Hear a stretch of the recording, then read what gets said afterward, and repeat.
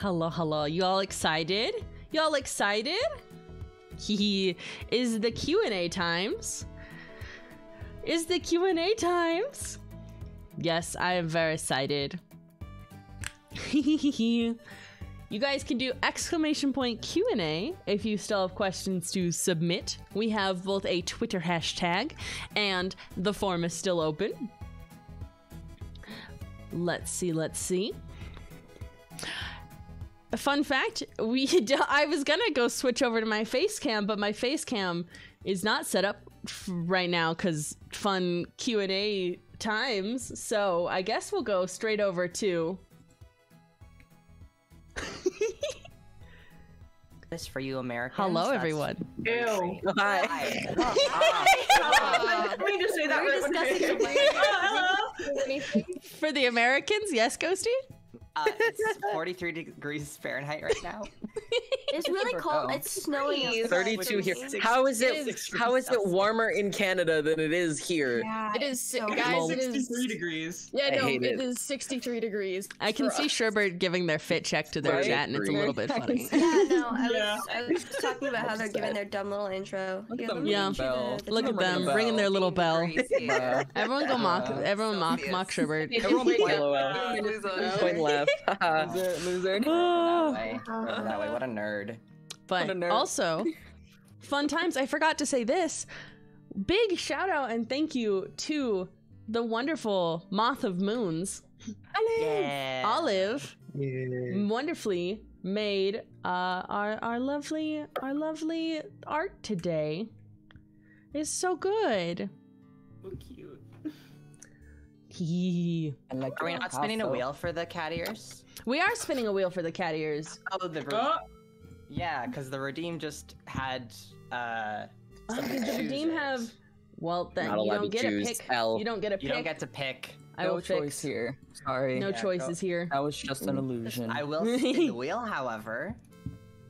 Okay, there we go. I will remove the require the people to enter the things. Blah, blah, blah. Oh, well, this nerd's doing their frickin' intro still. Point. Everyone point. Nerd. We're gonna be here for a sec. They take so long. Nerd. Wait, for me, they're here. Nerd. Secondly on deafen. Loser. Just immediately. Yeah. Oh, I'm pointing the wrong way. Yeah, you How was watching Nerd! Put on some cat ears.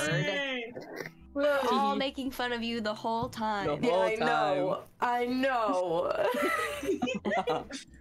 My chat box decided it doesn't want to exist. I was and I'm sad. L.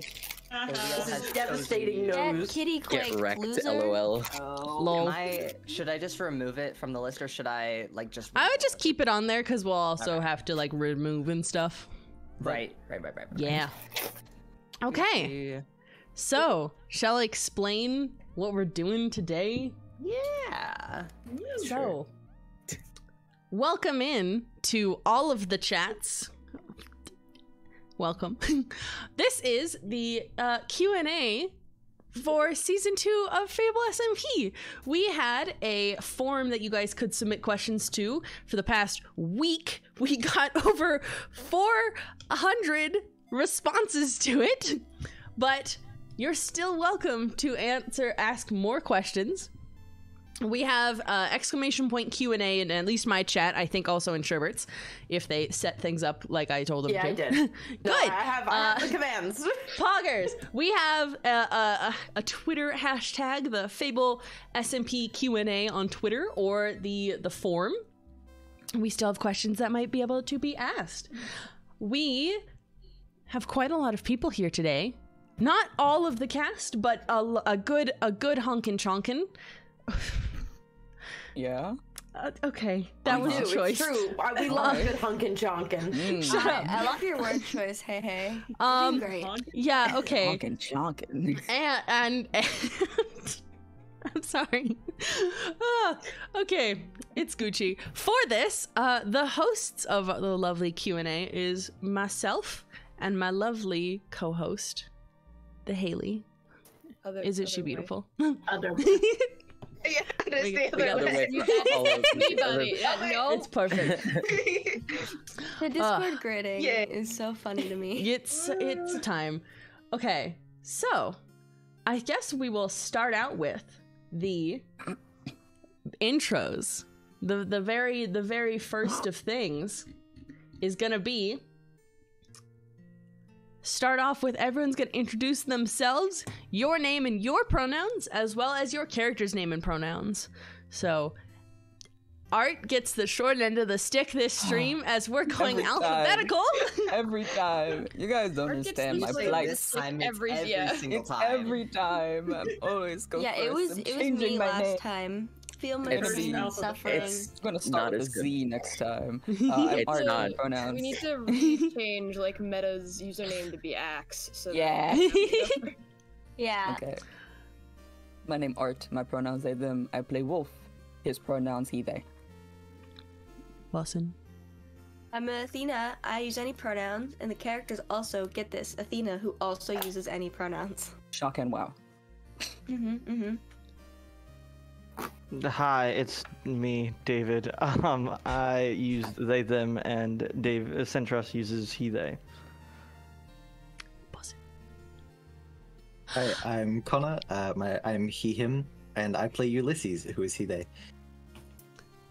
Is one of our new friends. Kicking my feet. We're all just going.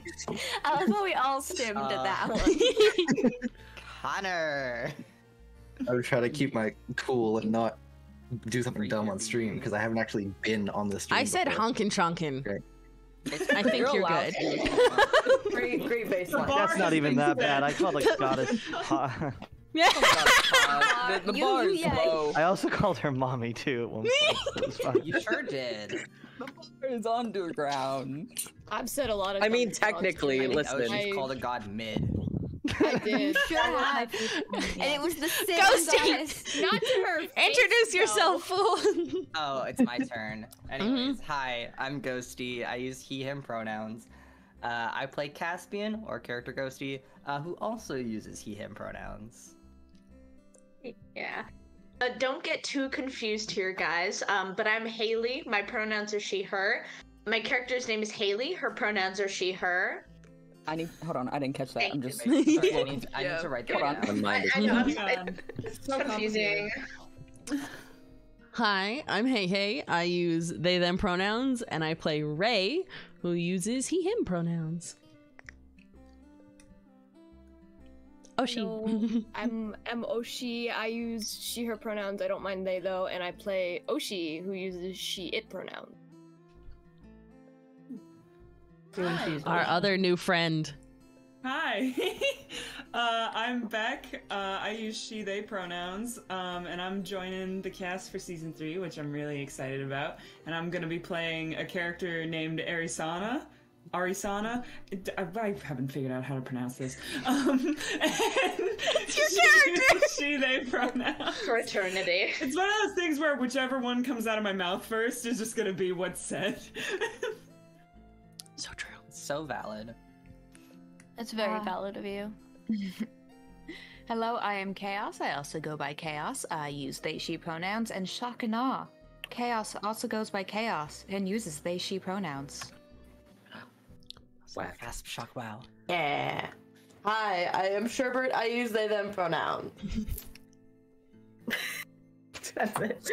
That's it. Sensi? All right. You're not gonna That's the whole finish. Okay. explanation? You're not gonna. That's it. Okay. Fine. Okay. I'll elaborate more. All right.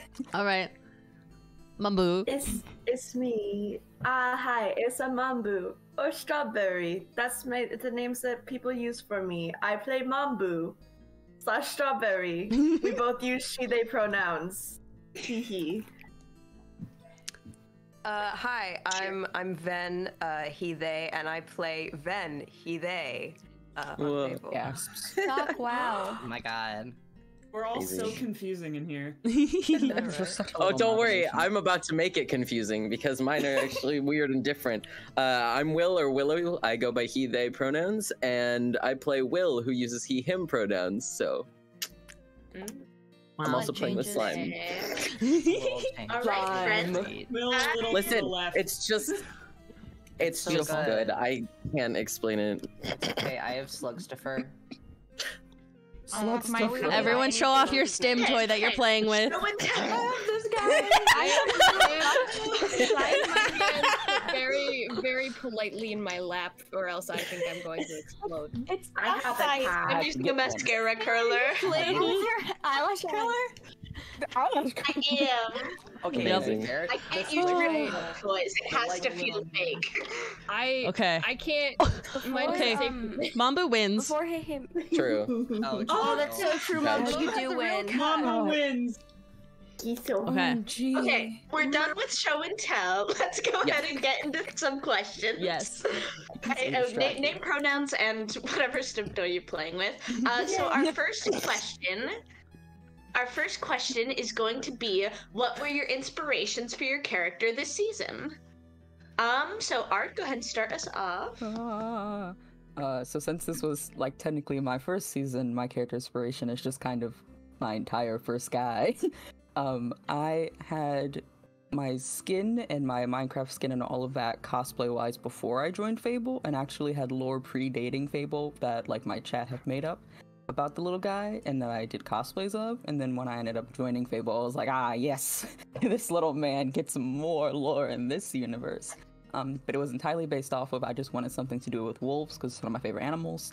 I wanted just to take how Pendragon's outfit and just take it and put it on my body because it was right. And also had to be something I could cosplay because I'm a cosplayer first, and I was like, yeah, I gotta cosplay this block game guy, so I gotta make sure I have all the bits. So major stuff was a bunch of different aspects that I love about a character, and then just slapping it all together on a little skin. I like it, Picasso. Athena? No, it's my turn. Okay, so my inspirations for character Athena are actually mostly my own behaviors and the way that I react to stressful situations, and that is throwing myself into work. And obviously, you know, I already had my design and stuff from season 1, but like the new stuff for the stuff was literally just stuff that I wanted to try out for my own stuff. And also I was influenced a little bit by my upbringing in comics and superhero movies and shows and stuff like that, where I consistently refer to any time Athena trains with destruction powers as superhero training montage. So that's Before we kind of my stuff. continue, Oshi, could you put on some cat ears, please? Yeah, I got. Mine are. It's just the on. one.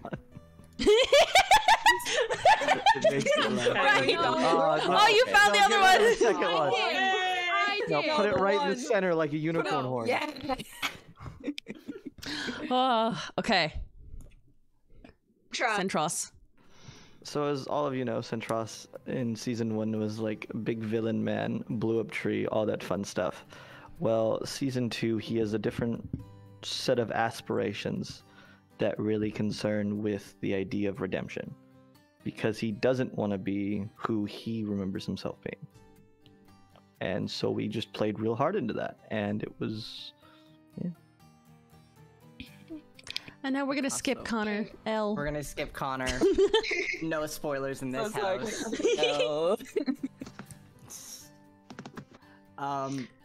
So for Caspian, so obviously man's brain kind of got reset further back than most people's because it predated the prison.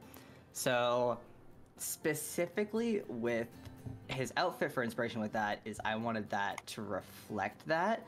So instead of Caspian's outfit moving forward like everybody else's, his outfit for season 2 was actually what he was wearing before he got put in prison. So it's kind of reverse type thing.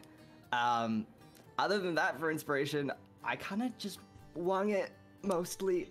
I like angst, and I wanted to also just have more representation through Caspian, and I was able to do that, which I think is pretty pog. And I think we have another thing that we're going to talk more about that with. OMG, Haley, for the 5 minutes you were in season 2. No, listen. I Talk about Elizabeth. Funny answer. And I was gonna say that my inspiration was Glenn from The Walking Dead because I'm dead. But I have an actual one. So, and I don't know if I got to say this in last Q&A, but first of all, so character Haley was supposed to come in a lot earlier in season 2, and it ended up just working out story-wise that she fit in better where we put her. That was just like a writing storyline kind of thing. But a really big inspiration that I took while writing her, because I was writing her while I was watching She-Ra, Princesses of Power, is Raz from She-Ra. You guys will see more of that, of course, but if you can read into that however you want, but Raz is a big inspiration for her. Good. For Ray, similar to Athena times of like taking my own little experiences with anxieties and stuff, my big thing was looking at how I handle my anxieties when I have them, because it's often I have anxiety, and trying to take that and also put in some ways that we don't see those often shown in media. So showing that like things aren't always linear progress, but also sometimes being able to show that there are like some different positive ways that things can be handled. And I liked that a lot because I don't see it very often. Oshi. Okay. Honestly, Oshi came about originally, the original character concept I had, I was actually going to have it be a little bit of a little, not imp, but like shady contract person. And then Athena reached out to me and went, do you want to be the ocean? And I went, heck yeah, I want to be the ocean. And from then on, I played a lot into the idea of this is somebody who knows how she's supposed to act, technically, but at the same time doesn't exactly like understand everything and doesn't get everything, and it does kind of come back to my experiences as being neurodivergent and stuff. And then also playing into a bit that me and my partner Sean had, which was in every SMP I joined, he is technically canonical but dead. And we extended that a little bit to my other partner, Rust, and we're like, they're not here either. So, and that we just played into the little bit, and then also adding on to like Jared there, and adding on to the aspect of me who is polyamorous. So that's about it. And then I winged it from there. And Beck gets skipped. L. Don't worry, you get special questions later. I promise. Oshi, you can take off your cat ears. No more One walks alone. Chaos? Yeah. So when I make Minecraft characters, I kind of draw from one piece of media and wherever I am in real life at the moment. So I had just finished listening to the entirety of Balance from Taz, the whole thing, screaming. So Magnus Burnside, literally the human fighter character, everything that was like the base of my character, and then everything else was kind of like, I'm really freaking homesick for California. Like, I cannot express, like, where I live now is so sad.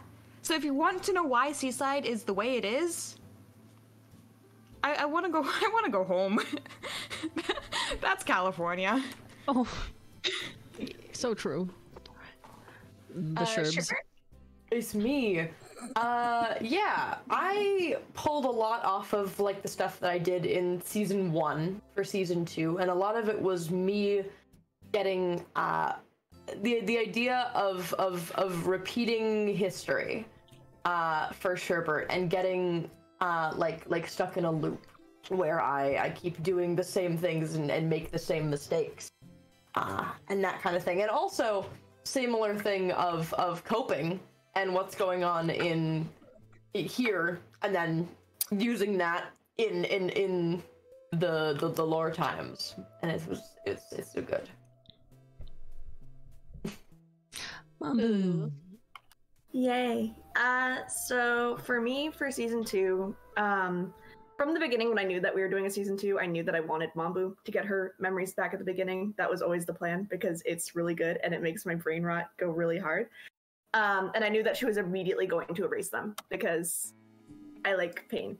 And so I knew that in season 2, I was going to have to play a lot with her not exactly being able to get them back as easily as other people, and having that be a big thing, and feeling very mixed feelings about it because she knows that she did bad things in the past, but she can't remember what she did. And how do you apologize for something that you don't remember? And all this type of stuff, which is a little bit hard to play sometimes, especially when you do know things. But it was very fun. Also playing into having a sister and stuff that she has not known until very recently was a big thing. So yeah, just like in general, family things, memory things, all that type of stuff, because... Yeah. Then? It's my turn. So with Character Event, as this was Character Event's first season on Fable, this was the introductory, and this is also the halfway point for him, because season 3, we will have... There was a lot of Hosier inspiration, because that is all I listen to in my own time, and also a lot of Owl House inspiration. But aside from that, a lot of the other inspiration that came for Character Men was I wanted to incorporate my autism into a character that is so unlike me, but still has those social traits. I very much wanted to incorporate that because I thought it'd be a fun thing to play.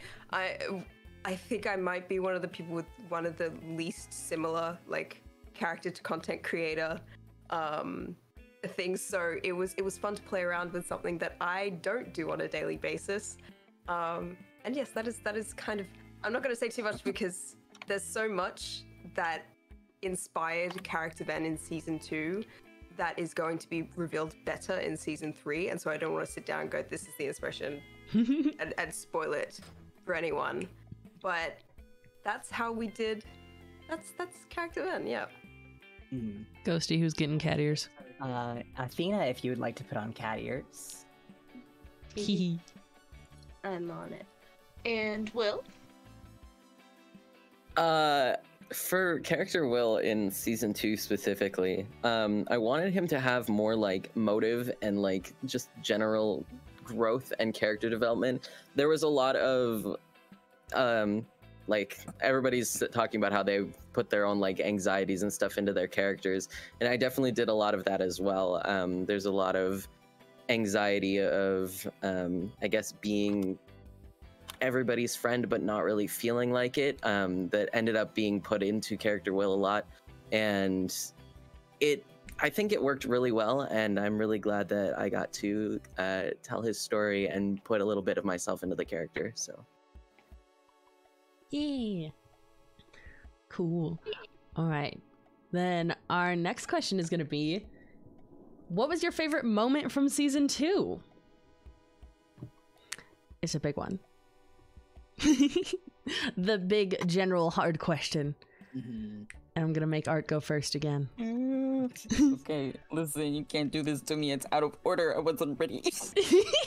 Wait, it was in order. Did I do the wrong order? No, you skipped one. You skipped one. You absolutely Since did. I go first, I have to prepare myself. I will. for Never this. mind. I will cover. Okay, I lied. I got this. I can read.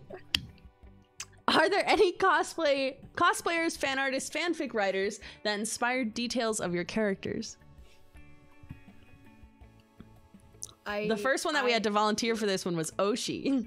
I did this specifically because I'm a big truther, and if I see a cool character design, I snatch it a little bit, and nothing is more true to that than Skull Hoodie drawing Tsuyoshi when I had the new skin with the slits down the side and making it from a regular turtleneck, which was like a tighter bodysuit, to an actual I guess a turtleneck tank top to an actual bodysuit. And I looked at it and I was like, that's tactically a good idea. You have it now.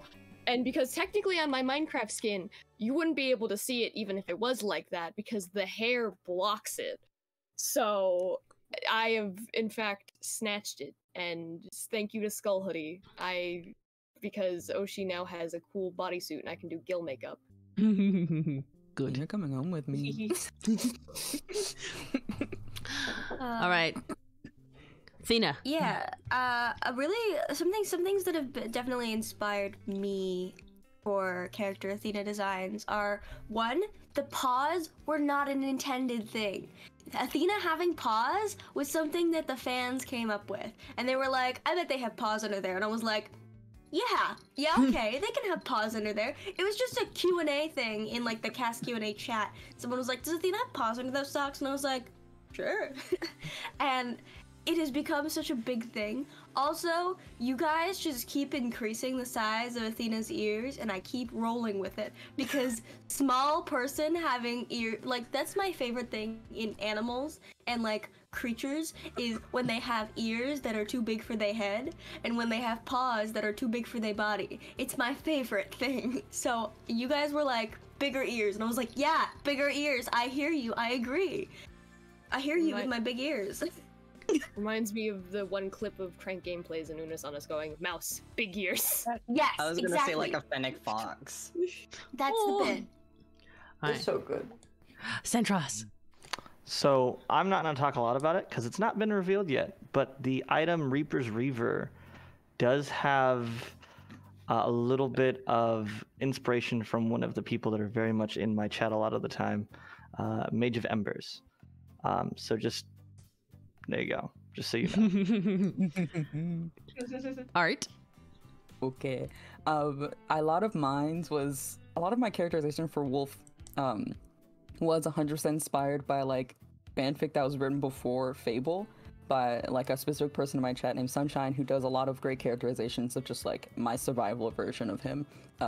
So then when I came into Fable, I already kind of had how I wanted his personality to go because of how they characterize him in writing, because words don't always work well for me, but they write really well, so I just took that and was like, oh my god, you wrote exactly how I feel in my bones. So it was a lot of his personality. I can't talk too much about it because a lot of it would end up like somehow internally being spoilers for future things. But that, and then also the art, he didn't have a tail. I just want to point that out. He didn't. And then y'all drew him with fanfic with my fanfic fan art with a tail. And then like I started doing it and I was like, well dang, I guess he has a tail now. I think I legit put in canon at one point. He doesn't have a tail, but if you guys want. And then you sold me on it. So now he always had the beans, but there was no tail. Convinced. I was convinced. And also how you guys draw the sparks a lot, I've also like taken that and put it in my pocket, because I originally thought of them as like, if you ever seen Howl's Moving Castle, those little tiny little sprit guys, not the soot sprites, but the little rainbow dudes that run around and they dance and they're all multiple colors. That's how I envision the sparks. And some of you guys have done like different interpretations, and I take that and I put it in my pocket and I hold it, and then when I do my art, every time it changes a little bit. But yeah, I like a Picasso. Ghosty. So my answer, I'm gonna talk a little bit about the design for season 3, because it is gonna obviously progress backwards more. I will tell you guys that much, but there is specific cosplays that I've looked at and I'm like, oh, I wish I did that. So I'm just gonna yoink it, but yeah, I definitely look at, you know, cosplays that I like and art that I want to like take interpretation and inspiration from, as well as I went to art school. Bruh, wow. Same. Oh my god, you went to art school? Oh my god. Oh my god, so we're shaking hands. Oh, we're shaking hands so hard right now. Okay, chaos. Yeah. So I've talked about this a lot, but my entire character design was purely taken from my mod drawing my PNG tuber. Like, I didn't make any like decisions. It's just I was thrown things. I'm like, yeah, okay. And it got to the point where I was showing off this really nice shirt one my family got me from their trip to, they've been traveling in Central America a lot. And it's like this really beautiful embroidered shirt. And I showed the picture of it to my mod, and my mod immediately came back with my character wearing that shirt. And I'm like, well, shoot, this is now the backstory outfit. So there you go. So Wonderful. I like that shirt. Sure, Barb. The one, yeah, that's the bit. is the wing years of me going, oh man, I got silly little elf ears, and then a bunch of you guys started drawing Sherbert with little wing ears because I want to be Bird. And it's true. And then I was like, screw it.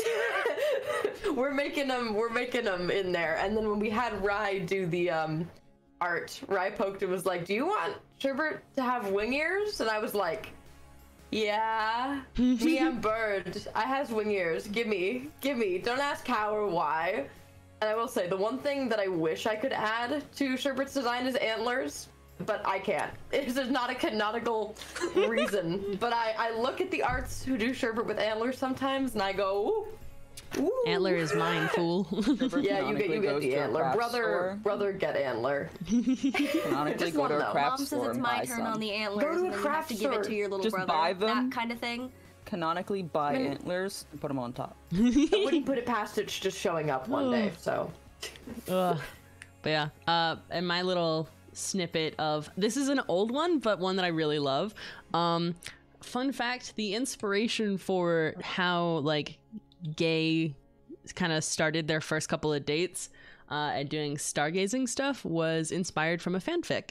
I believe it's actually a fanfic by Lone Wolf. I think one of my mods wrote it, and it's a good little fanfic. It's cute. And we read it. We were like, so this is a really good idea. Like, oh, this is really cute. So I like it a lot. Yeah, it's good. But yeah, okay. Now we'll go to the question that I screwed up and read early. The actual question, what was your favorite moment from season 2? Art, go ahead and start us off. Okay. Wait, we gotta cat someone. Centros, put on your fucking cat ears. We're catting. L. Unfortunate for him. Properly halfway down. So depressed. You were right. Oh, that was Okay. not depression. There was anger. Now, Art. Okay, now I'll go.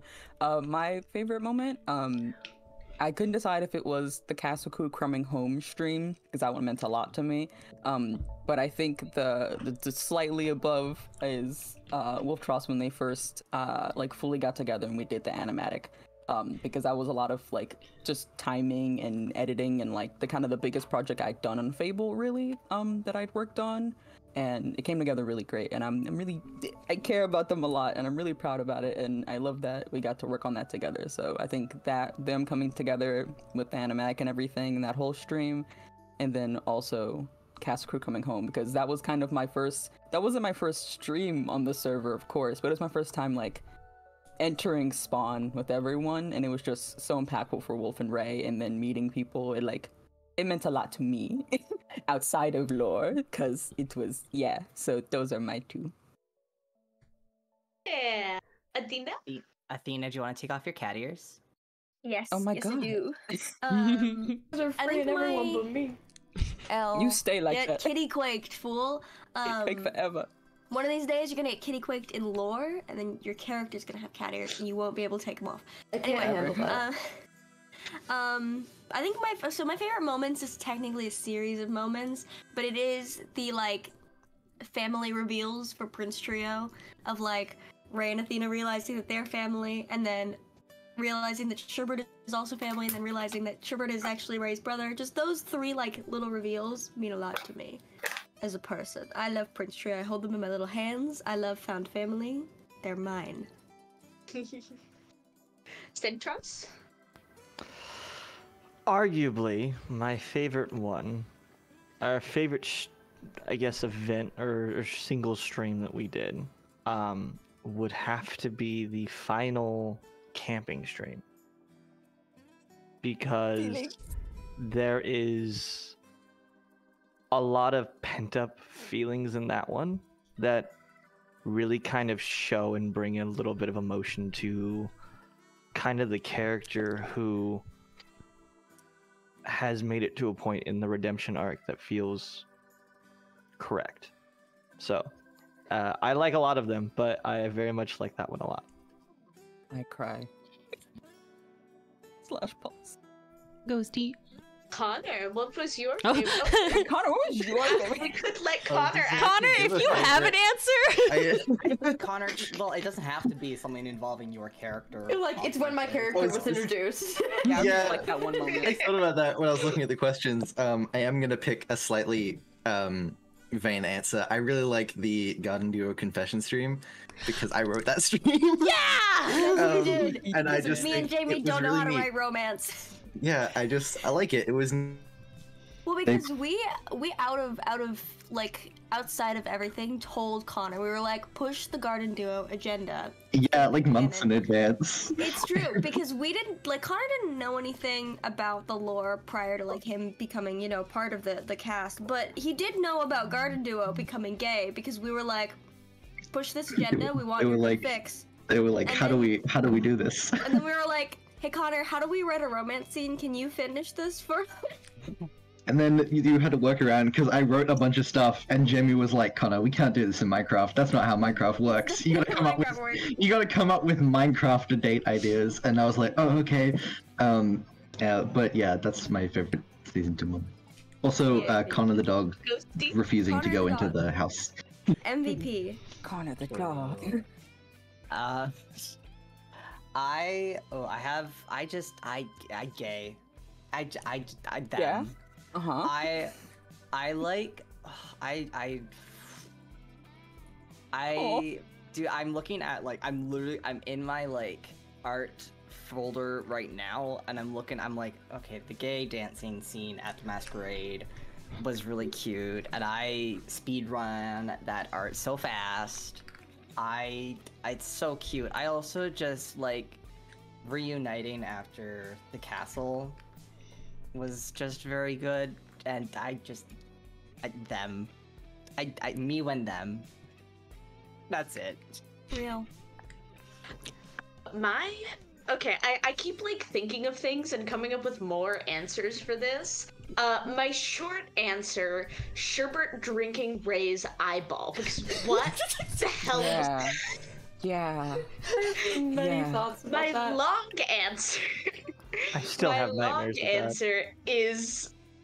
My long answer is the brothers reveal, because I wrote it and I was waiting so freaking long to do that, and so like it all just came flowing out of my little hands like that, and the freaking the animated cutscene, it was all just so amazing. That is absolutely my favorite moment.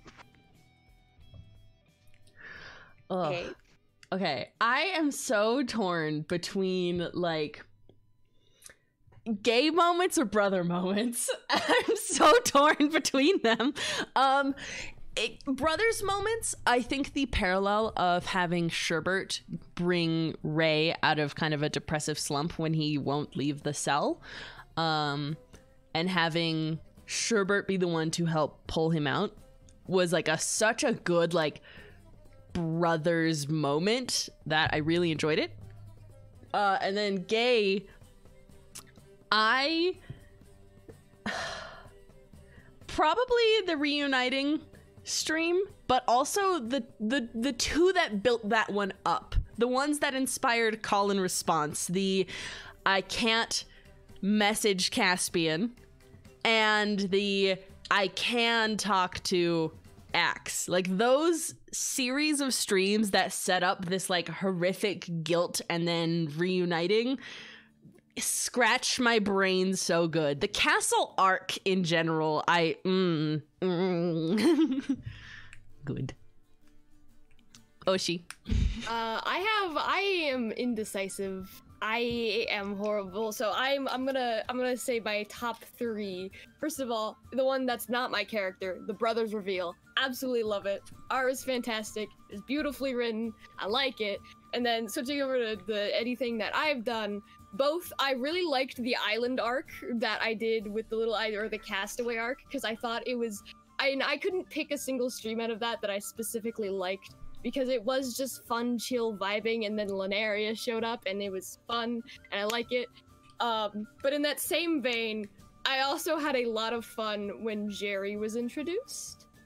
And specifically because Jerry's stream was I had a lot of fun. Me and Seb have been working together with streaming and doing lore for years now, so it was just really great to be able to not only do that again with him, but bring a character that I had been teasing in for the longest time. And it was just a great stream. Everything went really well, and yeah. Did you want to go? Do you have an answer? I have like a couple short. So obviously I didn't get involved with Fable until like 2 weeks ago, so I can't be like, oh yeah, I loved this because I helped. But I think there's like 2 things that I think about. One is I haven't stopped thinking about the fact that like the joke at the very beginning of the season where it was like where Ray was like, you can't cut off your finger for science, and then like 2 streams later takes out their own eye and like and it shows. Exactly. I haven't stopped thinking about it since it happened. It's so funny to me that happened. Hypocrite behavior. Exactly. Literally. This is what I've been saying the whole time. And then I think a bit of a meta answer was I got to see like the very end of the planning of the finale because I was like in the Discord, so it was really cool to like watch it play out after seeing the planning that had gone into it. So I was like having a lot of fun watching the finale, and also watching chat react to the finale was really fun. Chaos. I mean, dying was pretty pog. That's it. That's the answer. Okay. First time. The All first right. time. No, writing that canon fan fiction and then like screaming about it with my mods as I was like, it's so good because that took so long to set. Like day 1, I was like setting up. Here's the things that you should pay attention to, and then I did it. And then like 2 weeks later, I did it again. It was so good. Who's getting catted, Ghosty? Art, would you like to put on cat ears? It's not cat ears because I'm on brand. Thank you very much. Yeah. Wow. Yeah. Nice. I made these with my own 2 hands. Yeah. I was going to say that my favorite moment in season 2 was the always a villain stream. But that's not a it's a weird memory feeling. Yeah. But I don't know.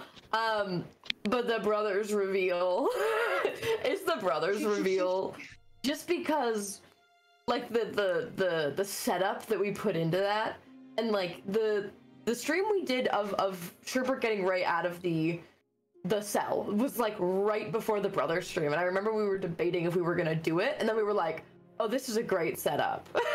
Oh, this is a great setup. Yeah. It's good. Mambu. It's me. I literally had thought about it and I was like, I have it prepared, but you know, live up. It's technically 2. So first one is my bonk because I put a lot of work into the bonk. I care about it a lot. So that one's probably pretty high up for me. But I also liked the last Oshi and Mambu stream because that was really sweet, where it was Mambu going up and being like, hey, I know you're sad about something, but... I absolutely love what's going on with you? My partner's dead. What? What? Why didn't you leave with that? Why didn't you? I care. Also, I just like World Sisters a lot because it makes me happy, so... Then. Herbert, do you want to take off your cat ears? Yes, yes, I OMG. do. Freedom. Okay, short answers is the brothers reveal because we're sounding a little repetitive here, but I remember It's really being good. told that. It is really good. I remember being told that they were siblings, and I was like, that's insane, crazy. I'm so excited to get it, to see it get revealed, and then it was even better than I even imagined. But the long answer, I suppose, is this. Me and Oshi did it was the stream right after Ven got his memories back. And it was just me and Oshi stuffing around, and we gave the stream a silly name. And it was just fun. I vaguely remember what we even did, and there was like plot relevance to it, but that was like the most enjoyable to work on. But it was at such like a weird pivotal point for Ven, and so it seemed less important, but it was still like something that I genuinely enjoyed. So it was good. That was the Ven cap, yeah. Will? I can't pick.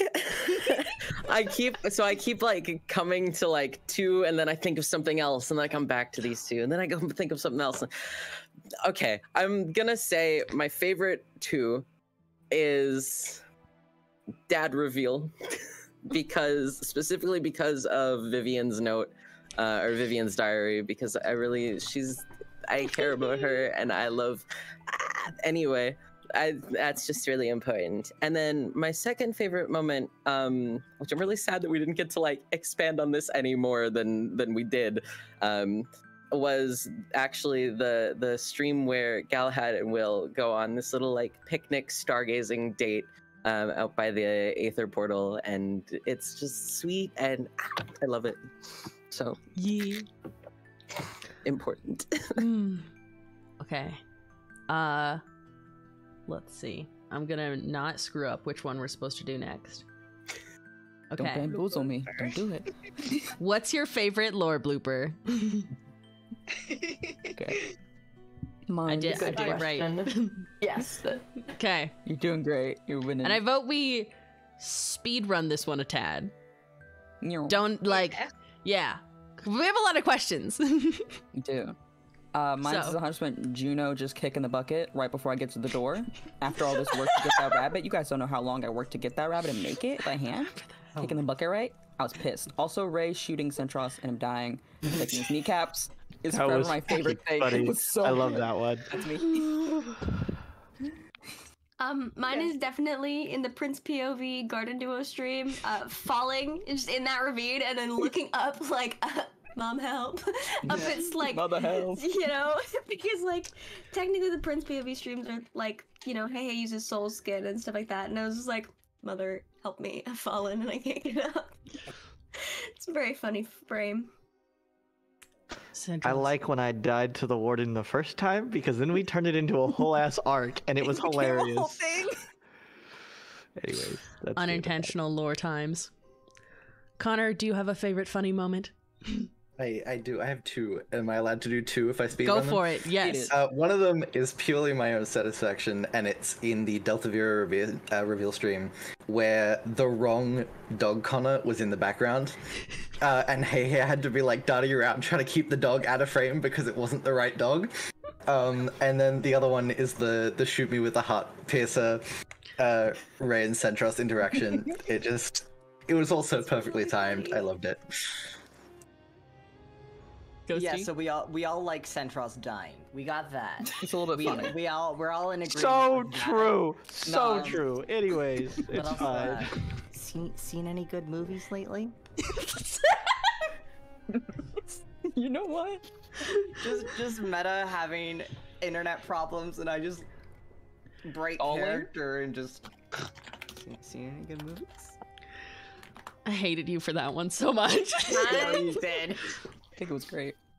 My favorite blooper had to have been Athena typing the bubble command in chat in the finale, because I was so in character, and I just started laughing, like not hiding it, just straight up laughing. We don't talk about that. We don't talk about that. It didn't happen. I don't know what you're talking about. Listen, I frantically hit, so I don't have an excuse. So move on. That's all. Okay. Mine is also Heart Piercer. It's just funny because I forgot how wickedly overpowered Ray's bow is, especially if you're not wearing armor. And then my other one is just the consistency in my inability to ever run commands properly as Endirian. In season 1, I killed Centros accidentally with commands. In season 2, I spawned him like 1,000 blocks too high. It was like 100. And so he just like, when he teleports out of the bubble in like the first stream, I like accidentally like just yeeted him into the sky, and then he like fell and died. And I was like, so goddamn funny stuff. and then of course he lost Perix because we didn't have keep inventory on, so I had to like run over and be like, but have this. I'm noticing a trend here. It's always with Endirian streams. I screw up. And like, he didn't even see it when you threw it to him, and I had to be like, "What's that on the floor?" I remember What's running that? and then jumping into powdered snow because at the time I didn't know what powdered snow was, and then lost the fucking mirror again. Okay. That's why we have keep inventory on for lore now. Unfortunately, I don't have a lot of bloopers to my knowledge because my memory just sucks. But at the same time, I think the one stream in the tunnel with me and Centros when we were supposed to be fighting, and both of our internets decided to cut out, so we would actively, like, I would connect and it wouldn't, like, hit him whatsoever, and we had to stop the fight and be like, yeah, this isn't working, and something doesn't want us to fight, and it's the college Wi-Fi I go on. God said no. I also really love Athena falling into the ravine because there's something so funny about the block breaking at the exact right second. No, like, Jamie fully spleefed me. Boom. I just hopped and immediately gone. I was like, it's hello? so funny because like you can clearly see you're gonna make it, and then the block's just gone. I think I even comment on it in stream. Like I was commentating that stream, and so I just am like, oh no, they're you just because like you like fucking collapsed. You collapsed like in your chair. You like fell over. It was really great. Also sorry. Chaos. I mean, we have to give a shout out to Canonical North, which is every time I go the wrong direction. But I gotta say, the favorite almost blooper is when, during the final fight scene for me, I was flying really recklessly because I had no hunger. And I got down to 1 heart, and then I remembered Centros has thorns on the armor. And so that's why I had to say, fight me, because if I hit Centros... Illegal armor. Who's getting catted, Ghosty? Oshi, put on your cat ears. Illegal armor, illegal sword. Illegal. The I trend am illegal. continues He's got of the many contraband. times Centros has died in lore. Because I have another one of during Always a Villain when you actually died and the totem didn't pop because you didn't grab it in time. You hit me for all of my health. I don't want to hear it. The other thing is the entire event that was the frogs. I was losing my mind. That's my favorite Quixis thing I've ever done. And they kept just getting out, and it was a good like 30 minutes of there just being more and more and more. Just having the entire frog economy just in your whole. It was so funny. It's a silly one of all the turtles turn to frogs, and I forgot that frogs can just leave. Go. So the frogs just like infest the house, and I'm just like in there like, oh no, oh no. Mumbu? My time. So this is technically like wasn't on stream, but it was like right before the finale when I was in VC with Jamie, because anytime I'm in VC with Jamie, I lose it because Jamie is so funny. We realized very quickly that if Jamie was going to bring Tom with them, we needed to kill the original Tom and put a new Tom in the house. we had 2 minutes to do this. We had 2 minutes to kill the OG Tom and get a real Tom that Jamie could bring into the bubble. And so it was just Jamie chasing Tom around the house and hitting him repeatedly, and us just like, I was trying to keep it together to stay in character before the finale hit, and it was so funny, and I could not stop laughing. It was so bad.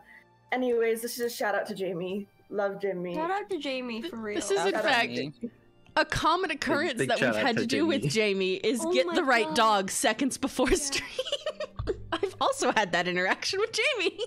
The get comment so murder violent. spree was really funny. Guys, When I we have just had to killed keep killing hundreds of dogs on Fable to get the right dog. Can I please But make anyways. just one small Connor, like dog Connor lore tangent?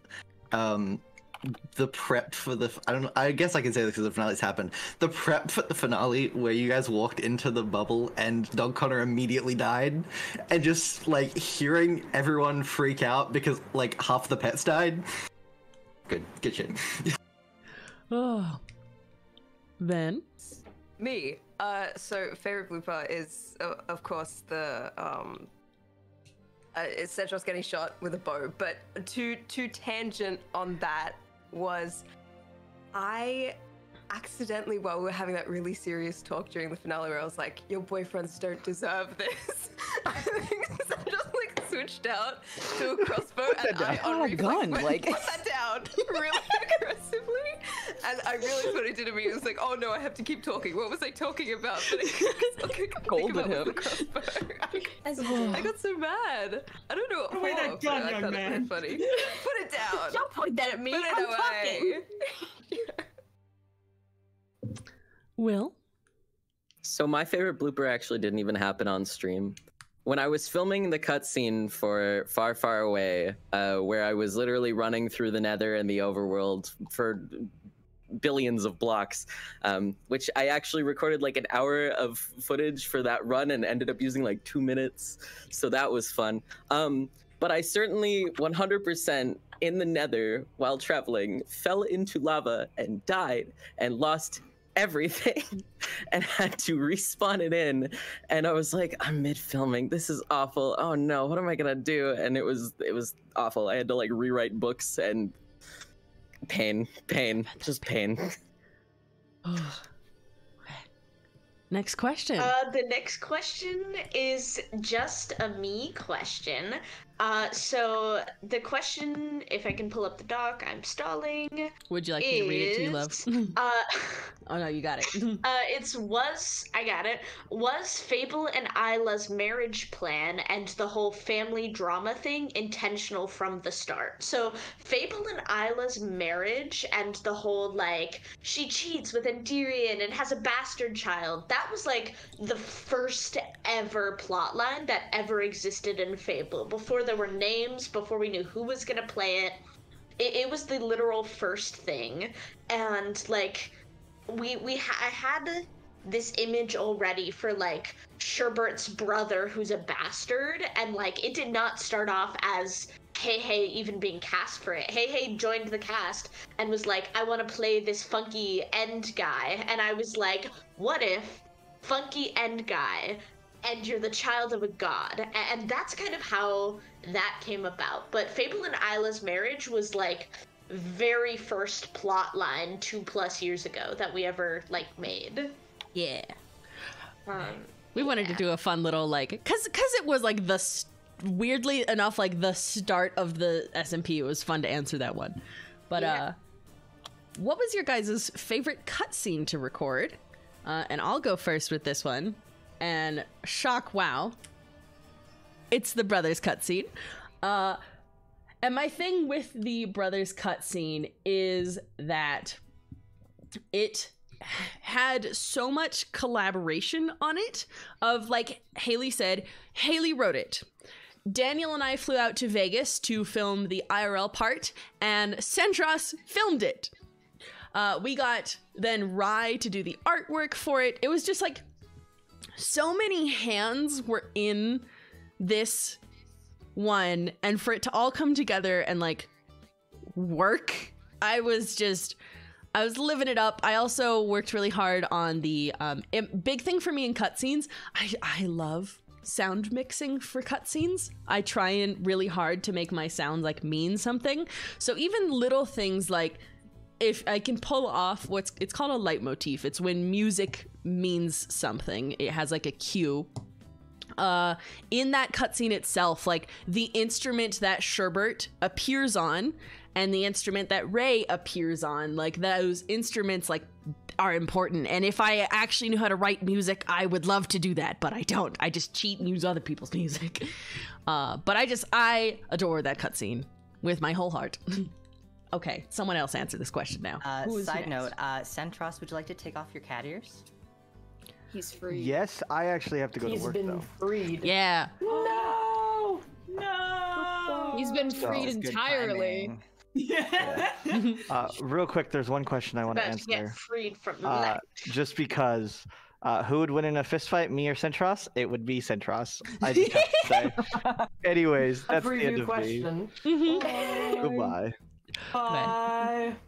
Oshi? Goes to work. My favorite cutscene to record had to be also the most difficult to record was the one of the dream that Oshi had before meeting Fable, which in it she had a dream of being with Jerry, Sean, and Russ, which is my favorite because of how absolutely infuriating it was to record, because especially when Seb and Russ get into a VC together, they like to fight and go, and I had to like multiple times we had to restart because the times that they kept just messing around, and it was a fun time. And not only that, scheduling it, because we kept having people get sick, and the whole thing was it was a difficult cutscene to record, but it was so funny and fun to do. And then being able to have my Fable cutscene as well in that same vein was also a lot of fun, and I liked it a lot. Yeah. Will. I just want to shout out the first Fable dream that Fable Will had, because the LA in that was a paid actor, and he was just adorable, and it was a good time to just record that one and be in purgatory and stuff. I like it. So true. Connor.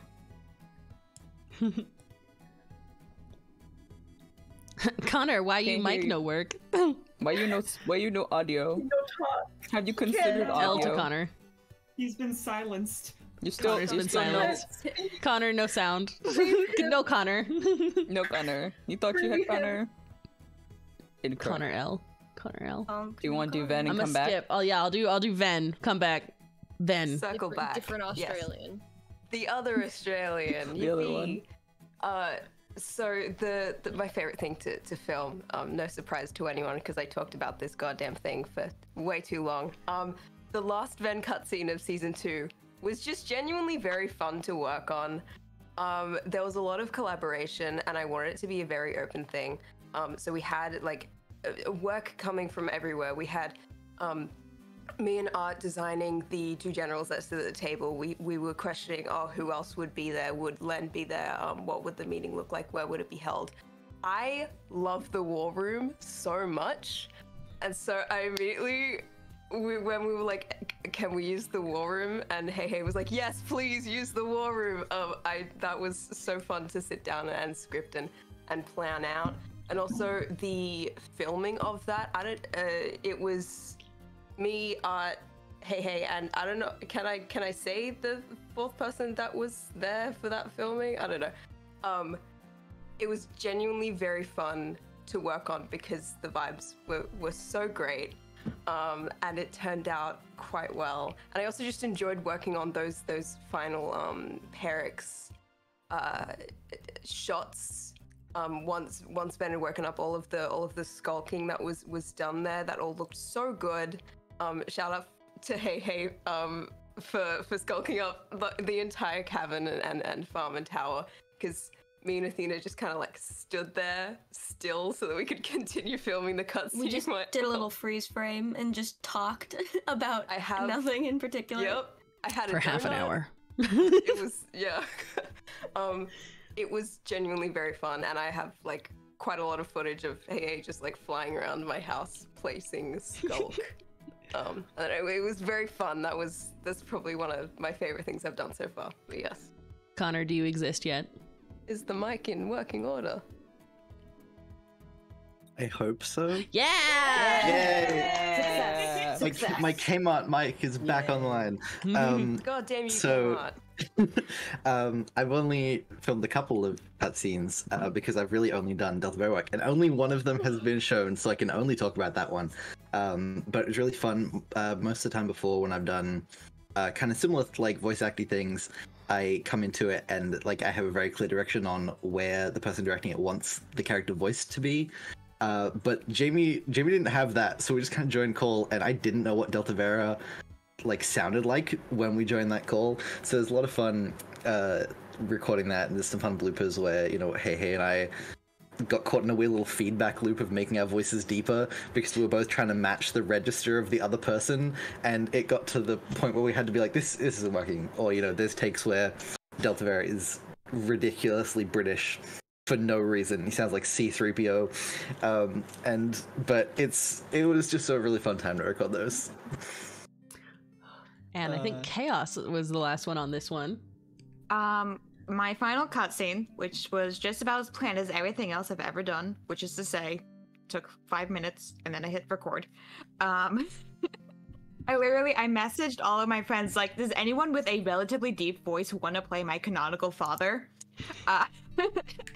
And we just went for it, and I don't know, I just feel like that's so perfect for the Chaos family. Very true. On a side note, Sherbert, can you put on cat ears?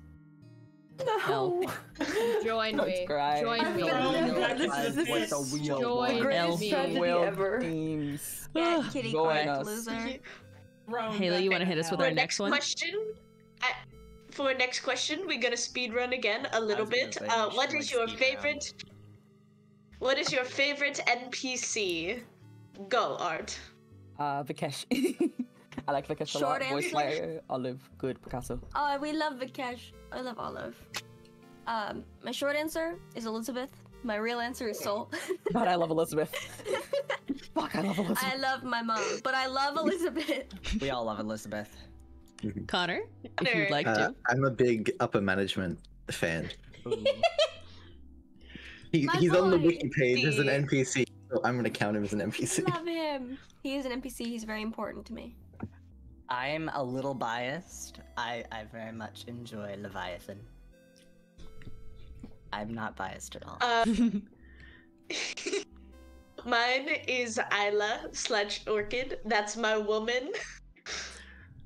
Mine is also Isla, or Epros, because they're just cool. Epros is so cool. Epros is so cool. Boy's very cool. Mine is either Jerry or also Leviathan, because I made the Leviathan skin and I think it's fun. Beck, do you have one? Yeah, I really like Fable. I also want to say Elizabeth as well because I laughed so hard during that part. Elizabeth is a king.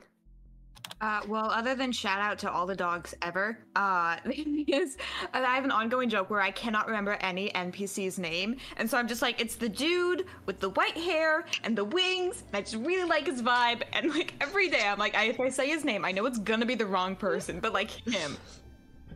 No one answer. No. Continue. Sherbert. Would you believe that my favorite NPC is Quixis? No way. I hold them in my hands. No way. You're a nerd about Quixis? Who could have guessed? Yes. Oh. I like Isla. I'm not based. That would be crazy. Then That is an the dead incredibly based Beyonce, answer. obviously. No way. Who else would I pick? Fengari's great. I made him. I like him. Yeah. And Will. Yeah, Vivian, everybody knows this. It's fine. Good answers. Yes. Okay. Okay. I will do this one short because I volunteered for it. How do you guys decide where the story's gonna go? And I have two little like sample pieces that I'll keep as quick as possible. Is that Sometimes it's pitching a very weird idea to the group, and I volunteered for this one because it was also asked a bunch of times about like asking about how we came up with the warden thing. The warden thing was me going to the group and being like, so I have a very strange idea. Ray was sick and it needed to go somewhere. He either needed to get better or like get worse. And we didn't have like a conflict really. Like there wasn't really like an antagonistic force in the story at the moment. And we already had thought of the connection between Perix and the Warden mob. So like we already had these pieces. So randomly I was trying to think, well, what the hell does Ray do? And I rolled up to the group and was like, what if he's a werewolf? And then people liked it and it worked out. And kind of on the opposite end of like, instead of me pitching a funky like idea, sometimes the group just makes cool things. In that I never planned for Ray's life to be at risk in the finale. I was gonna have them separate before the fight because I wanted to be in the Warden fight, but I wasn't sure like how that was gonna make sense or how we would do it. So Jamie was the one to kind of like the idea that them being separated would make more sense. And it was Swipin who suggested, what if we don't know that it won't kill Ray? And then it got like really interesting from there. So those are just like some little bits about a little like deciding where lore goes. Sometimes it's a person pitches a funky idea. Sometimes it's the group being like, what if this? And I'm really excited because, wow, season 3 discussions that we've started having immediately fit into like that second group of like, what if this? And then it just snowballs, and I'm so excited for season 3. I think it's funny because I've definitely drawn something as a joke before, and we've gone, wait, what if? Okay, but genuinely, okay, Swipin rolling up with, but what if I went blind? And then they wrote a fic about it, and I was like, yes. And they were like, wait, really? And I was like, yes. Let me really blind you. Like, can I go on a Daredevil arc? Yep, and it became the truth. But Haley, hit us with the next question. Our next question is gonna. Wait, where were we? Fist fight. The fun one. Fist fight. The one that Central already answered. If you and your character got into a fist fight, who do you think would win? Art? I may be a black belt, but Wolf would win, unfortunately. I am unconvinced the character Athena knows how to throw a punch, so me. Connor, knowing nothing about Ulysses, would you win in a fight? I was going to say, how much is a spoiler? I think Ulysses could win in a fight, but I also think that if we were to fight, I would kick that fishman's ass in a heartbeat. He's going down. Ghosty, we also need a cat ears. I am trying to spin the wheel. It's giving me the same people. Rude. Hold on. I will answer also while I'm spinning the wheel. Stop giving me people who are already wearing ears. I think, okay, while I have also been the kind of person who has done martial arts, I don't think I would win in a fight because, wow, Caspian canonically can lift up his boyfriend and also a whole-ass wolf. So I really think that he would probably win in a fist fight. Not me. Yeah. I'm gonna put on some cat ears now. Haley? I think character Haley would run from the fight before it even starts, and also martial arts, so I definitely win. I have no upper body. I don't have a lot of upper body strength, so if we were to try and punch each other, I think I'd lose. But I could probably kick the shit out of Ray. That's my answer. Oh, she. You have some upper body strength. Listen. As much as I'm very confident in my ability, like if I think I can defend myself, no, She would kick my ass. Like I'd be done.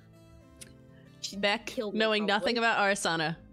Knowing nothing about Arisana, but knowing everything about these noodle arms, I would 100% lose a fist fight. But also, like, I think Arizona could probably kick my ass regardless. So. I think it's really funny that these are like landslide wins. There's no like, it would be close, but no. We would either get our asses kicked or kick ass, and there's no in between. Chaos? I would like to think I could put up a good fight because I've done a lot of martial arts, but I vote a whole ass mercenary who can fly. Gonna win that. Sherbert?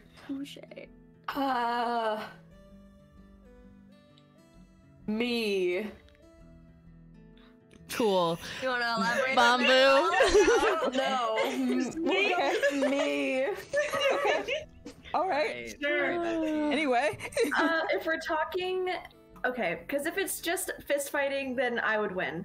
But I feel like character Mambu would cheat, and she would use lightning, and I would die. So she wins. Fair. Just get struck by, you're like winding up to throw a punch, and you just get struck by lightning, you're done. Yeah, because character Mambu don't fight with hands, but she could probably do that, and I would be dead. And So Rita could use her destruction power. Like, if she had proper control on them, I would be dead as well, I think. That would be like, you know, getting cataclysmed by Cat Noir, I think. I'd be done. Then? I would win. Landslide, I would win. This man is I puny agree. as shit. I may be puny as shit, but I dance full time. I have so much stamina. He would try and outrun me. I would catch up so easy. He can barely lift a sword. This isn't a fight. This is just you killing him. I'm so down for you just incorporating your own character. Wow, the fancy right, he is a wet cat. Will? Hands down, character Will would beat me in a fist fight. That man has been adventuring for God knows how many flippin' years and knows how to handle a sword. He doesn't like to, but hey, I'd lose. Wonderful. Okay. The next question is going to be, what is your favorite parallel between season 1 and season 2? I would say just because I joined halfway through season 2, I don't know all the I was gonna say you do not past need me. to answer if you do not want to. This one should have been a volunteer with no limits instead of like everyone answers this. Good luck. So Athena. Okay, I have, listen, I know that this is probably gonna be someone else's answer. I wonder whose answer this could be, but I really like once a villain, always a villain, and once a failure, always a failure. It's really good. It's just a good parallel, okay? And I wonder who else's answer this could be. I can tell you. Sherbert's having an aneurysm. Yeah, I noticed. It's my favorite trope. I know it's your favorite trope, you loser. Okay, who else wants to answer this one? I was gonna say I just want to agree with Athena. Like, Okay, then I'm just gonna go through the list still, and I'll just say Connor's next. I was gonna say mine is partially mine, but also I was gonna step in for Jamie because Jamie's not here. With a Jamie parallel, and it's the Mambu Jamie bunker parallel to Jamie Athena runaway arc. It's so tasty. I love it so much. It is so tasty. You're so right. Ghosty. I agree with what Athena said. The once a loser, once a villain. Really good. Always a loser. Always a loser. You've been a loser since the day I met you, so I agree with that one. Haley. Failure making. Okay, my favorite was a parallel that we didn't really have planned until the moment of, and then we said, oh, this absolutely works. The finale title, going from season 1, Last Rites, to season 2, Last Chance. We didn't intend for that, it just kind of happened, and I think it's something we're gonna keep probably for the next finale. Wow, who came up with the last title? That's so crazy. I mean, I was the first one that came up with the last something. You did. Wow, I said Last Chance. Okay, my favorite parallel was I like the role reversal of Ray and Sherbert helping each other out of the cells. Because when Sherbert was uncorrupted, Ray was the one to get Sherbert out of there. Sad boy, like, I'm gonna hurt people. And Ray was like, come on, come out. And then we got the reverse. CMV. I also cannot say anything other than that there is a parallel that is planned between season 2 and 3 that I'm so excited for. I'm really excited for it. Anyways, Oshi. My favorite is the parallel between Raging Storms and Rising Tides. Never mind! Mine is that one! I take my answer back! I like it. I like the rain thing because I wanted Oshi and Mambu to have some similarities with their powers because as of then, Oshi just had the water breathing. And I was like, well, we can't do any wave stuff. So rain near the ocean. And then I was like, hey, do you wanna have an argument? It happened like the same way too, of they were supposed to be friends in that stream, and then once again, the exact same way it happened in Raging Storms, we went, I don't think they're ready to be friends yet, and then we had to fight about it. And then we fought about it. It's just good. Beck, if you have an answer for this one, you're welcome to. I mean, Once a Villain is so good. Like, you can't Yeah. do that. It's like really good. Chaos, if you have one. I mean, I was gonna say that, but to be unique, I don't know, man. Dying, like, there's just. I even like. I showed off my season 1. I died there. I almost died there. Like, and then there's also dying in season 1, and there's dying right now. I'm like, Everyone's I just like dead. ghosts, okay? The spooky ghost. I also like that we almost hit the year anniversary for the 2 deaths. I'm going to talk about a couple of the smaller, more niche ones because the answer is always villain. But to give a more just different answer, the Haley dying and Chaos dying being almost exactly a year apart. It was really, really close. And then Soup Fruit. Probably season 3. Find out And next week. Early season 2, Sherb and Easton wanting to start Arminus Bane again. Well, before they both remember. Little neat. It's my favorite trope. It's my favorite thing. Good. Mambu. So, mine's also the Raging Storms, and it's just good. I love any callback to Raging Storms because it's one of my favorite streams that we've ever done, because it's just very fun. And the fact that it was all very impromptu and me and Heihei just going was great. And Oshi's version was so good, and I care so much. And yeah, I also really liked any parallel that Jamie and I could do with our relationship in season 1 and season 2, and how that's changed and everything, because I care about Mambu and Jamie's relationship very much. Tulip Dulo is very important to me. So anytime I can get that content, any nature fam things, I'm like... You are a nature fan, man. Me? Then if you have one. So good. Mine would be a spoiler. So Never mind for you. Will? Find out in season 3. My brain isn't working and I can't think of one. You're good. Okay. That's so valid of you. My chat said it, so I'm saying one more because my chat was yelling that I was forgetting it. The 7-inch pickaxe. That was completely improv, and I was so good. Stunning. When it happened, I was like, I went a little feral, Anyways. I'll be honest with you. Alright. Okay. Are we going to next question, or is Will going? Next question.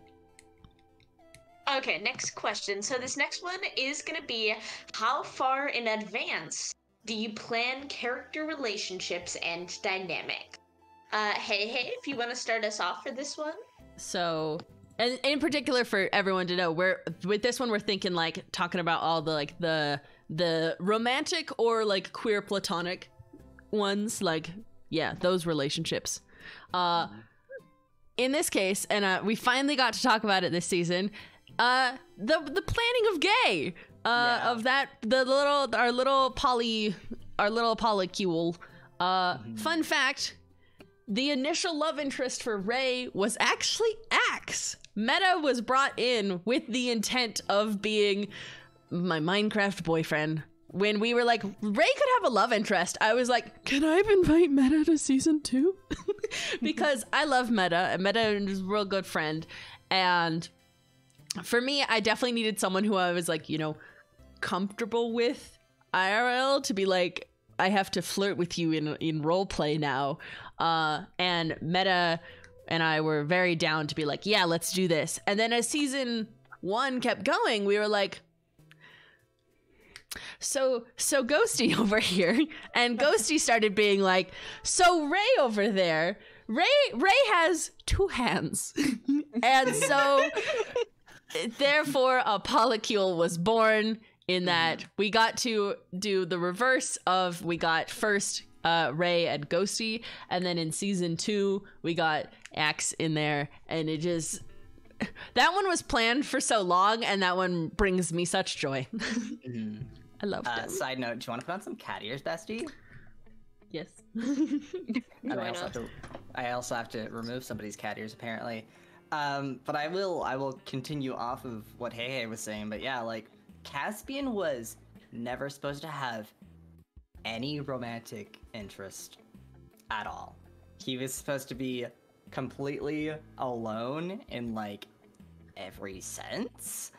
And then just, like, kind of as lore kind of went on, and, like, also as, like, me and Hey got closer as friends, it just kind of happened. We were like, huh, these two, hey, they're kind of fruity, actually. There's a lot of tension between these two. So it just kind of worked out really well in that sense. And then also with, like, Ray and Axe, like, initially with the polycule, Caspian wasn't supposed to date Axe initially. That wasn't really a part of the plan. And then me and Meta were just kind of like, eyes emoji at each other. We were like, hey, you know what's crazy? All of them have 2 hands, actually. So, yes. I think, like, that happened in between the break of season 1 and season 2. So that's kind of the furthest ahead that I've played a relationship. But yeah. We're also gonna have Art talk about. Also, Oshi, do you want to take off your cat ears? Yes. Wolf Tross moment. Wolf Tross was not planned from my beginning at all. Really, the whole, like, my rolling up was, like, unconventional and just, like, midway, hey man, it just so happens that someone happens to be away from spawn. Would you like to just appear? And it worked out well, and then Centros was already meant to come to the castle, and honestly, the 2 of them just vibed, like, so well. Like, this is my first time interacting with David to begin with as well, so we were like, wait a minute, and then it was actually not until, I believe, after Castle Crew returned, but before the Masquerade, in that pocket, I think we were talking about Warden stuff, about, like, how we were gonna do plans in terms of, like, telling everyone about Warden things, and then David looked at me and was like, now. I was like, okay, I'm glad you see it, because their dynamic and interactions were just, like, Picasso, and I don't think either of us had plans for either of our characters to have this, for different reasons. But we were like, I think, just, like, hold on, and we didn't immediately decide on 100% doing it, so we kept doing, like, little snippets of it and just really easing into, like, their dynamic and how the 2 of them can interact, and, like, especially with the ways that season 2 had planned for character Centros and what that's gonna do. But them, we basically, like, talked about it a fuck ton, and then did a whole lot of very, like, small pocket streams of them interacting more and more and just being goofy. And by the Masquerade, we were fully on the agenda and starting, like, the slow burn. A lot of people described it as slow burn. We think it was a normal amount of burn, but I think it was like a bit of a long fanfic, but they were also just, like, just meeting each other and developing who they were. But really, we found that they fit really well together and just, like, talked about it a lot, because we both had different plans for where our characters are going in season 3 and what's happening there and all those things. But yeah, so it was about a good couple, like a month or 2 before we started establishing anything, that before we even considered putting them together, and then we were, like, easing into it, and we just planned out things from there. So that's Wolf Tross's little story. All right. Tina, you want to talk about Garden Duo? Yeah, I do. So, actually, the reason that we started even talking about Garden Duo being in a relationship was, get this, Connor's fix. We didn't even intend, and we didn't notice or pick up on the romantic tension or, like, platonic / romantic kind of, like, vibes of Garden Duo by ourselves. We picked up on it when Connor picked up on it and started putting it in his fics, and we were like, oh, they're kind of gay. And that was roughly like early season 2 kind of stuff. And then we started talking to Connor about it, and he actually really helped us flesh out the relationship because I'm aromantic and I don't know how to write romance, and Jamie just also struggles with writing romance in general, and we talked about this, about how we really don't know what we're doing when writing that kind of stuff, but Connor does. So we were like, hey, help us with this. So genuinely props to Connor for a lot of the planning stage of Garden Duo, but we did know prior to the Runaway arc that they were going to be a little fruity. And we were building up to the confession for so long, and then schedules got in the way. But then we did get that. So I love Garden Duo. I hold it in my hands. And then Oshi. This has 2 different answers because it depends what relationship you're talking about. Because when it comes to like Jerry had been teased since the very beginning of the season. He wasn't always. I always kind of wanted him there, but when I joined, I was like, I'm not gonna ask that. But I am going to tease this little NPC guy that I have, or even if he doesn't like get introduced as a character, like just like he exists and this relationship exists and this is what it was like. And then on the other side of that, me and Chaos just hung out for a little bit, and I was like, do you want to be my queer platonic co-king? And they're like, yeah.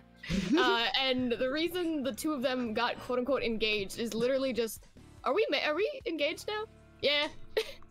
Which fits the 2 of them perfectly, because it is just a thing of like, this is the person I'm around. We hold hands sometimes. We sleep in the same bed. That is about it. That lasted 5 seconds.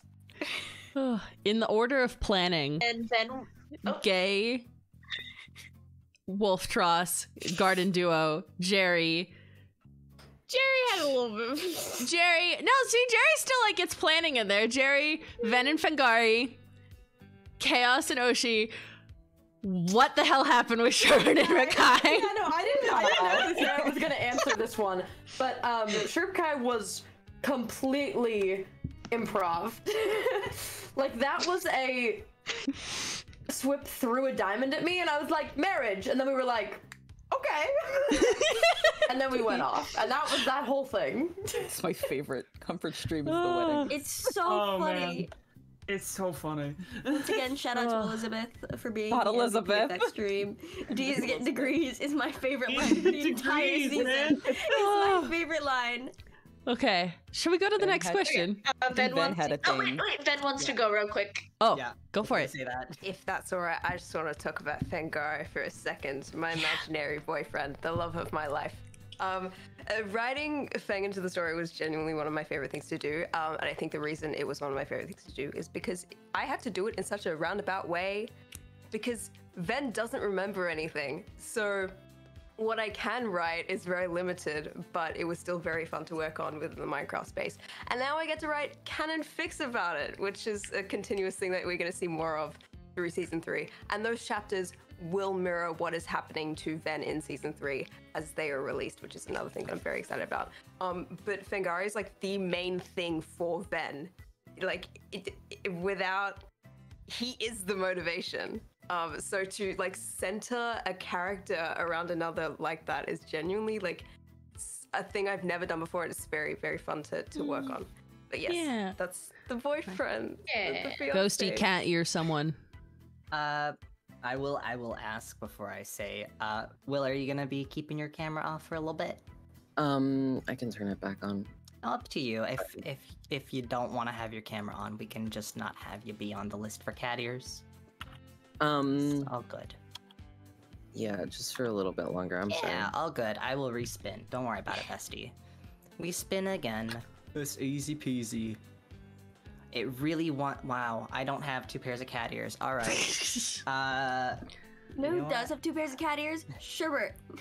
Currently Sherbert on. does have- Right that are now. currently on. Pairs of cat They have ears. so many pairs of cat ears. Put more on. Y'all I are have gonna a couple to, as like, well. I have a start few. redeeming to like take them off of us. I know. I can put because multiple on if need be. It also don't just have- keeps giving me either me or Sherbert. Those are the options, apparently. I don't have extra cat ears. I do have extra fish ears. That's fair. Go- Athena, put on cat Do you ears. have me in the rotation? Yes. I was gonna say, am I in the rotation? Yes. Okay. I am the rotation. Okay. I was like, did I put my name down Oh, wait, for the Mom, wait. rotation? We have a Mamba, are- remove. I have we have a ears. remove.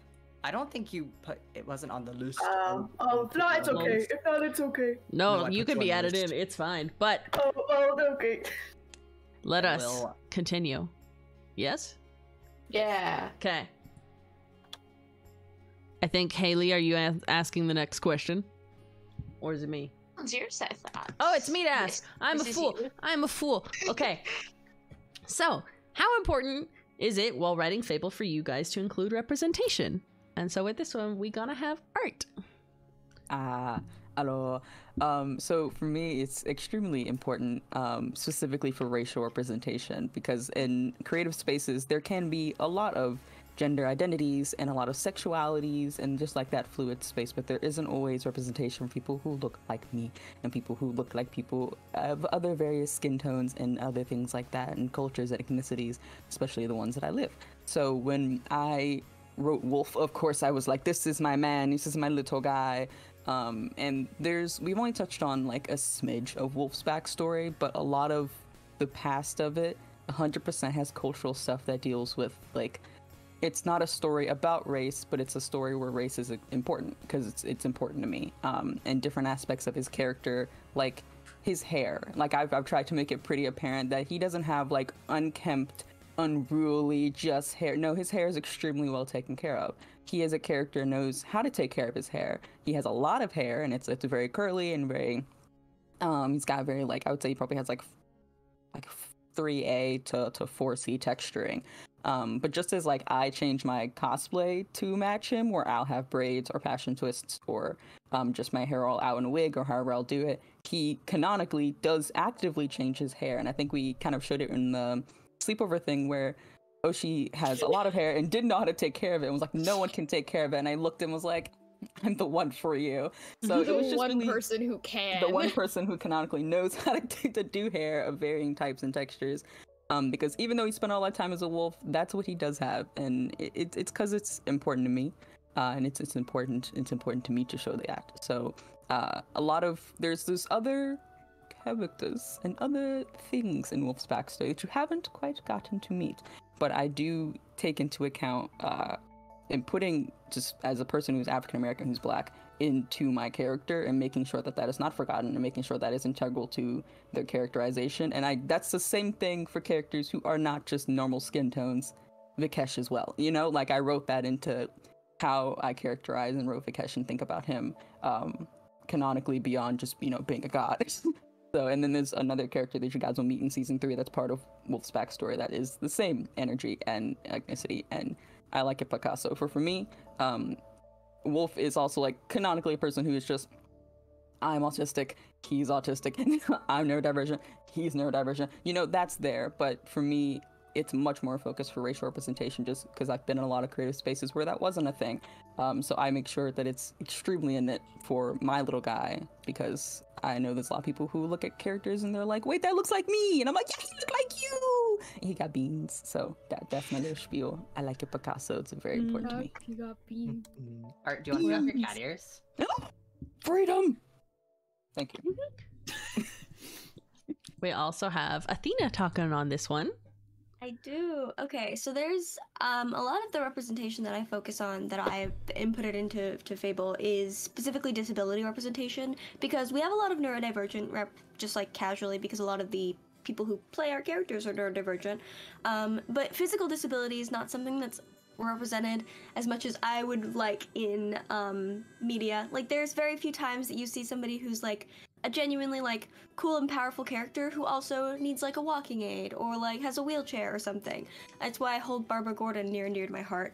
But I walk with a walking aid. I use a crutch because I have some chronic pain stuff, but also some like bone issues, and stuff like that. And like I have like a lot of deficiencies in like certain things that I need to function. And I tried to mimic a lot of my own symptoms with the wither sickness that we gave to Athena. Like the fatigue and like the inability to, be able to walk without that crutch, and like also the irritability, the times when your pain is bad and you kind of lash out at people. That's a thing that happens. Athena has lashed out at a couple people because you can be kind of irritable when you have pain issues. And like, yeah, Athena is no longer actively dying, but they do still have chronic pain stuff and they still walk with their crutch.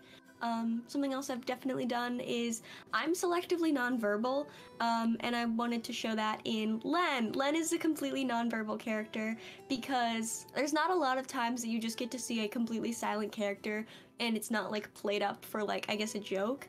So I wanted to make a kind of serious like nonverbal character, and it doesn't take away from anything else about him, and like it doesn't hinder his ability to communicate. Just because you can't communicate the same way as other people does not mean that you can't communicate. And stuff like that. That was really important for me to put in. And our one for this one is going to be Ghosty. Yeah, so canonically, as we kind of saw specifically at the beach episode, Caspian is canonically trans. And I liked being able to, like, you know, show him having, like, top surgery scars. Because I am very self-conscious about my own. And I also just wanted to be able to tell a story about a character who is trans, who is queer, who is polyamorous, without that being what the story is entirely about. Without that being just like, yes, this is a trans story about a trans character. Like, no, I want this to be a story, and the character happens to be trans, and he happens to be queer, and he happens to have 2 partners. So that was something really important to me. Also, with the Skulk Wings art, so I have chronic back pain, and when we were kind of doing the things with the Skulk, that was something I really wanted to do, and it kind of worked out really well with that, and it kind of worked well with, like, yeah, like, you can feel absolutely helpless when you're having, like, really bad chronic pain days, and there's nothing that can really help. Like, Tylenol doesn't help. Like, and sometimes there's like nothing your partners can do to help either, and it just kind of sucks.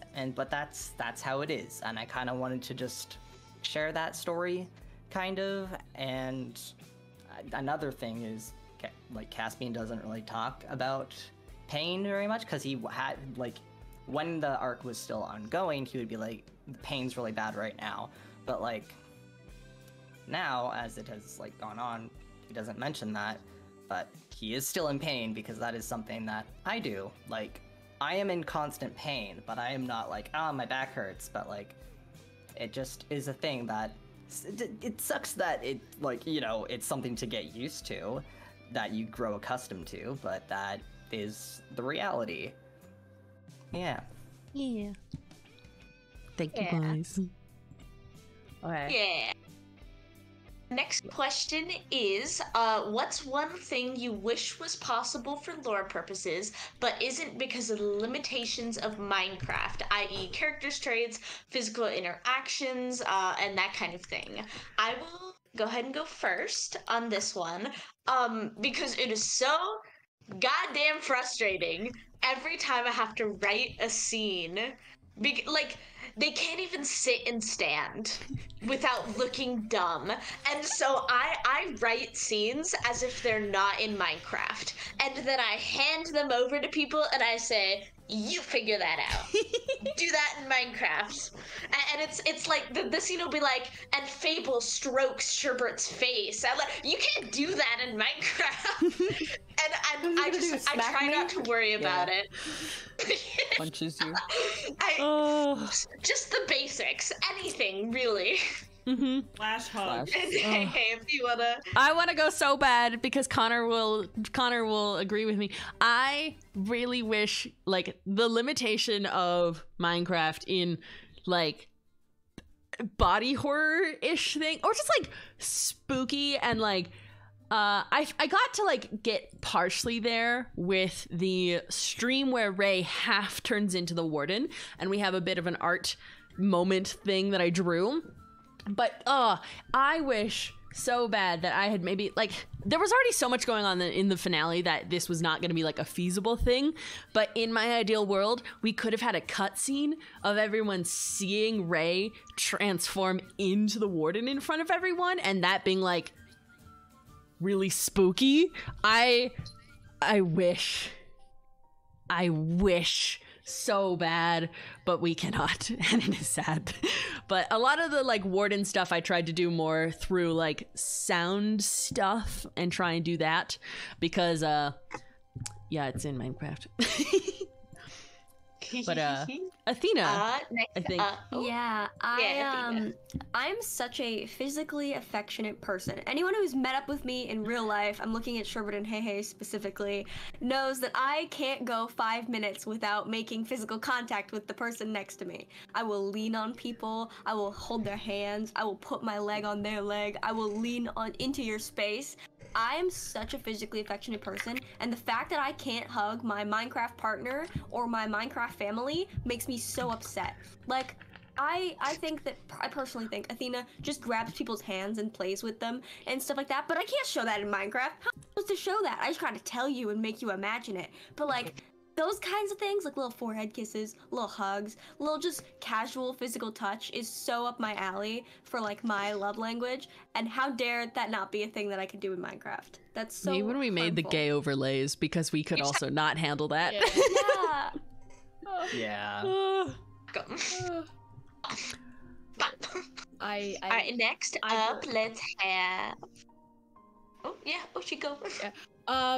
One of the things, and this makes me very sad, but I have incorporated it a little bit in lore, is that I can't show Oshi's relationship with the ocean or the waves or anything like that because Minecraft doesn't have waves, and it makes me upset as a person who just really likes what waves are in general and really likes the motif of a character getting immensely pissed off and just a big wave behind them appears. But I did like, and that is why in one of the streams I did, there's an offhanded comment. Oshi really sadly looked at the water and went, "There's no waves anymore," because of the fact that since she's disconnected from the ocean with the water, there's no movement in the ocean anymore. There's no movement at all. It is still. And I do like the idea that when she has strong emotions, though, there's a little bit of movement nearby.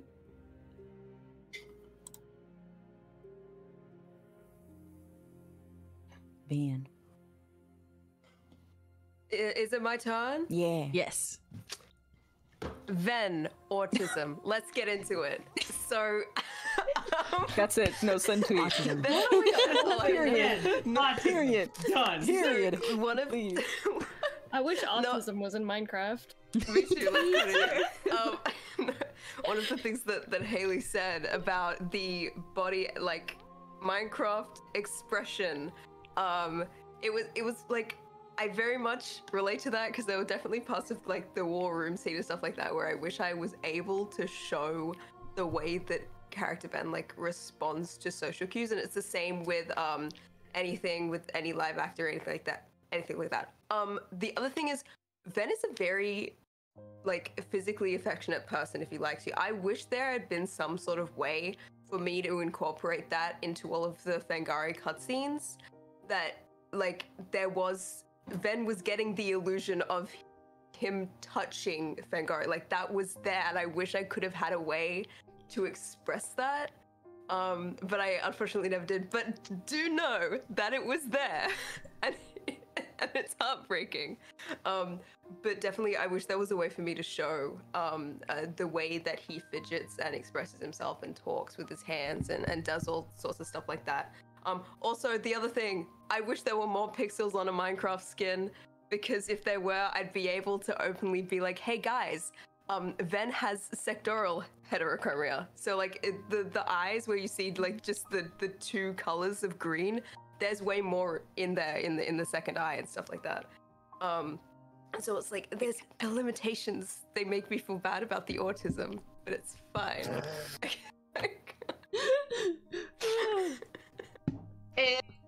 Mambu.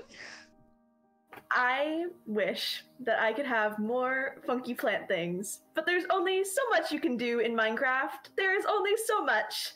I wish I could have like flowers follow behind me when I walk. That could be so cute. You can't do that in Minecraft. You can't do that. I thankfully, unlike Oshi is very restricted, and I feel so bad. I have like a few things I can do, but it's like I wish I could go like with certain things a little bit further, and it makes me very sad. Thank you for coming. Welcome to our TED Talk. We are sad because Minecraft's. That's a real quick thing. Oshi, would you like to put on cat ears? And hey, if you'd like to take them off. No, I would not, but I'm going to. Too bad. Anyway. Okay, so here's a question that only Sherbert's gonna answer because it just needs one. Yeah. How many seasons do you plan on doing before the final ending? This is to confirm for everyone. This is the bit. It is decided. Season 3 is the last season of Fable. The ending of Season 3 is going to be the ending of the server as a whole. There'll be stuff that happens like after, like more projects and more things that I guarantee stay together, so don't see it as like, and I'm never gonna see you again! But Season 3 will be the final season of Fable SMP. And I am so excited about it because it's satisfying endings in it. Having a set ending means that we can give you an ending that is meaningful and thoughtful, and all of the arcs can build up to a spot. It's not out of nowhere. But Season 3 is going to be the last season. Nothing's worse than a story that doesn't get a proper I ending. know y'all don't want us to pull a Dream SMP. Nobody wanted to say it, but we were all thinking it. I'm glad that Haley has no filter. Everyone in chat right I now. was also gonna say Supernatural. You're right, and you should say it. I'm watching Game of Thrones right now. Don't be I'm sad, guys. Okay. Lol. Alright. So yeah, getting into some of our last questions before we interview the new cast a little bit. Some of our last all cast questions. What was your favorite piece of character development in Season 2? Can be yours or someone else's. Alright. Oh, okay. So just with like joining in halfway and just like a lot of Wolf's character, just we have much to see and things to do, and a lot of his character development I plan for later.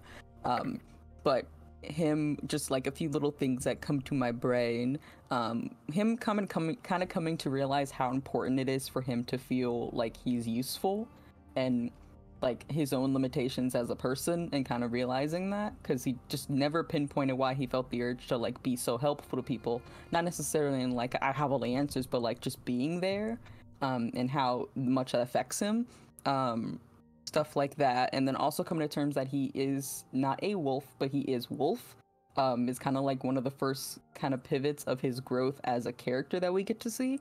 So that one meant a lot to me. So those two are my main thing. And then also growing to care for another person in the way he does for Centros, and like developing his friendships with like Oshi and Ray are like really big. Like just they matter a lot to him, and they're good, important.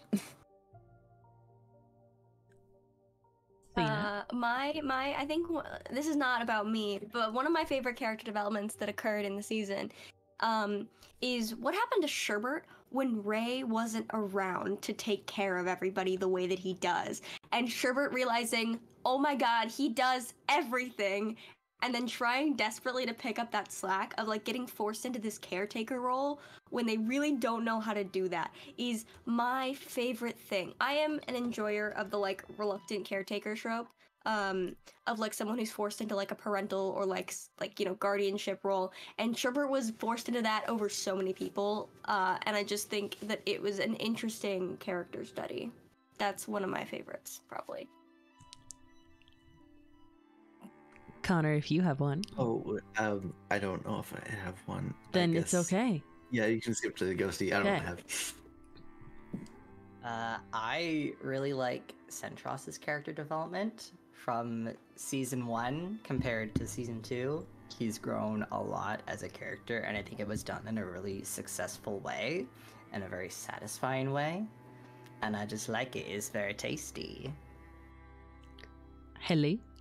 To build off of that, one of my favorites was watching character Centros fall in love.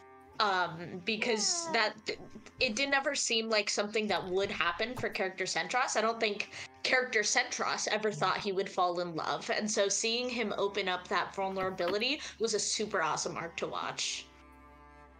Hey, Queen, And do you want also to put on some going cat from dead ears? to alive, that was a cool arc. I would like to put on cat ears. Oh, and also going from dead to alive, that's a cool arc. So true. Great arc. I really liked the arcs for Jamie, Easton, and Centros this season. Jamie's getting to try and work through all like the trauma that their character has and trying to figure out like the disjointed memories when everyone else was getting all the memories. Jamie having, here, just remember the worst possible pieces and deal with that. I thought was just really cool. And I really liked like getting to work with swiping on Easton's character stuff this season. I thought it was really cool.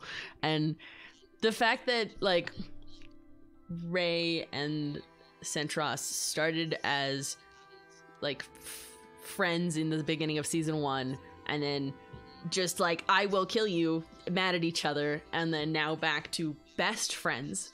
The fact that the book that Ray wrote in this season has like Centros is your best friend was really cool. I liked that one. Yeah. Oshi?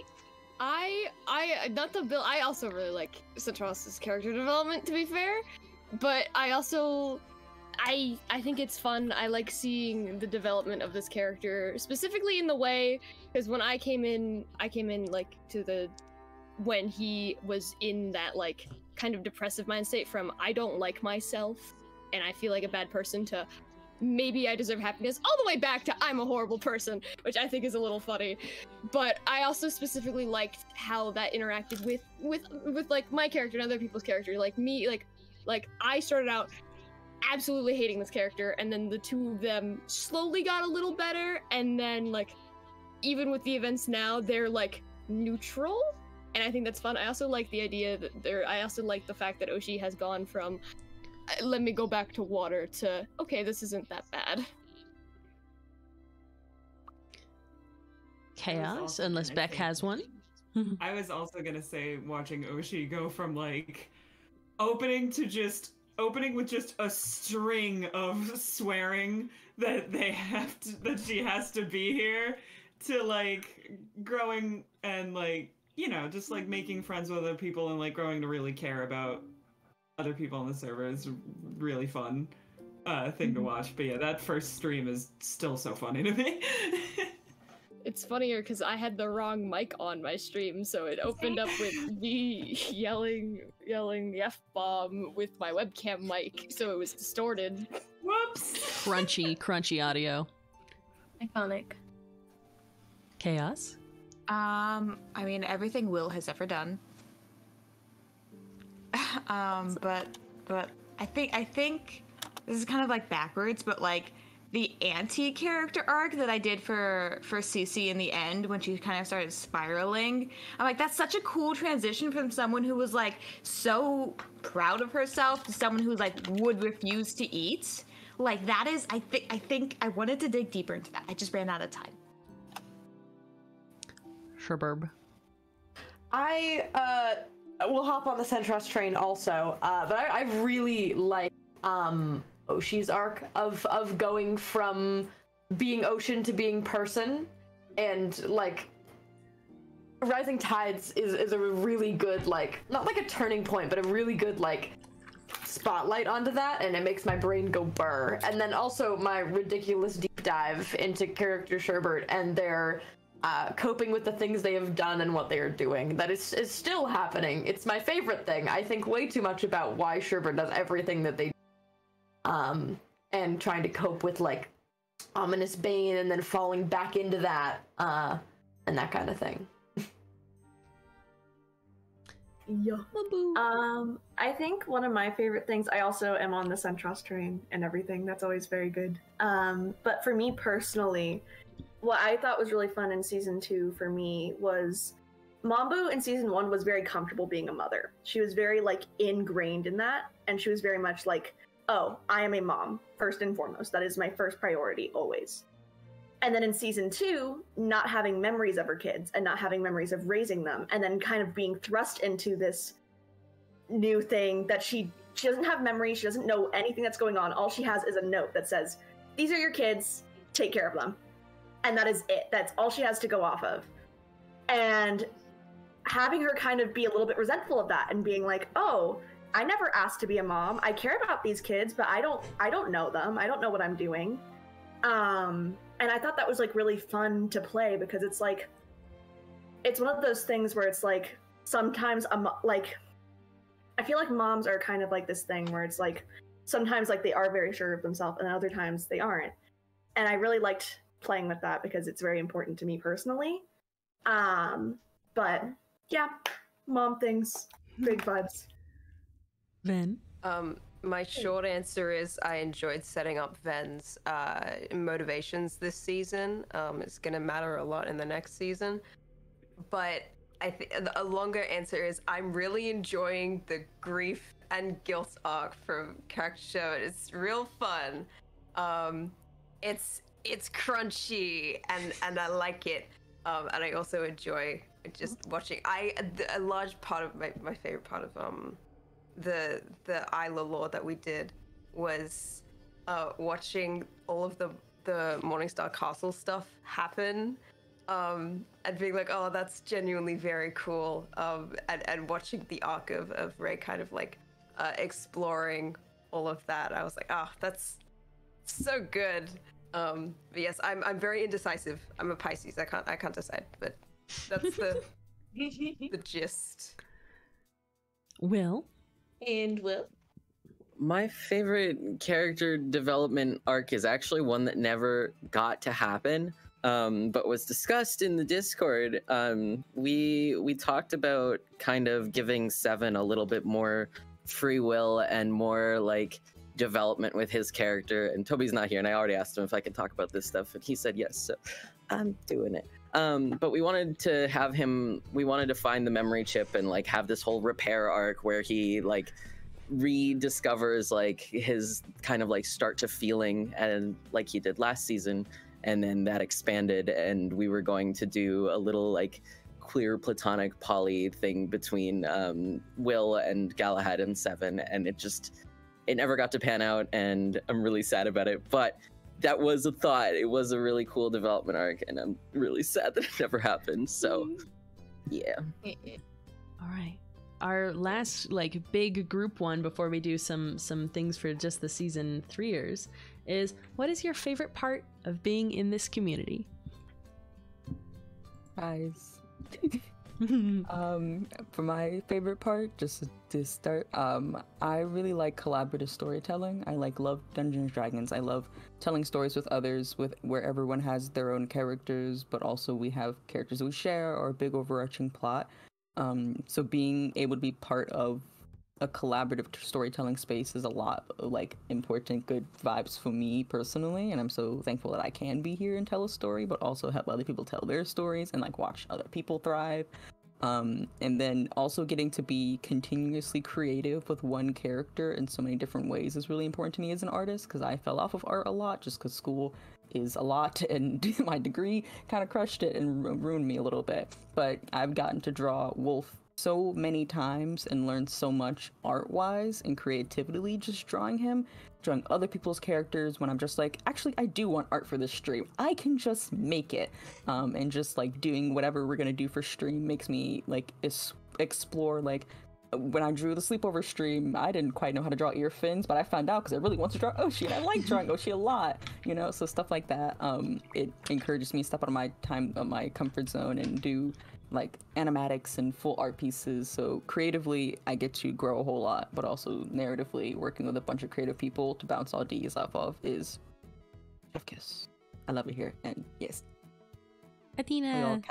My answer is a little sappy, but I wrote character Athena to be basically me in a slightly to the left. So my favorite part about being in Fable is genuinely the friends that I've made here. I have made some of the best friendships that I could ever imagine. I've met people that I never would have had the opportunity to meet and have created like such incredibly strong bonds. There are people who I have met in Fable and through Fable that are just like some of the most important people in my life now. And it's just absolutely wild that like joining a Minecraft server created some of the strongest relationships in my life. And I am just really thankful that I get to be here and be with these people who mean so much to me every day and call it work. Ghosty, we have a cat ears.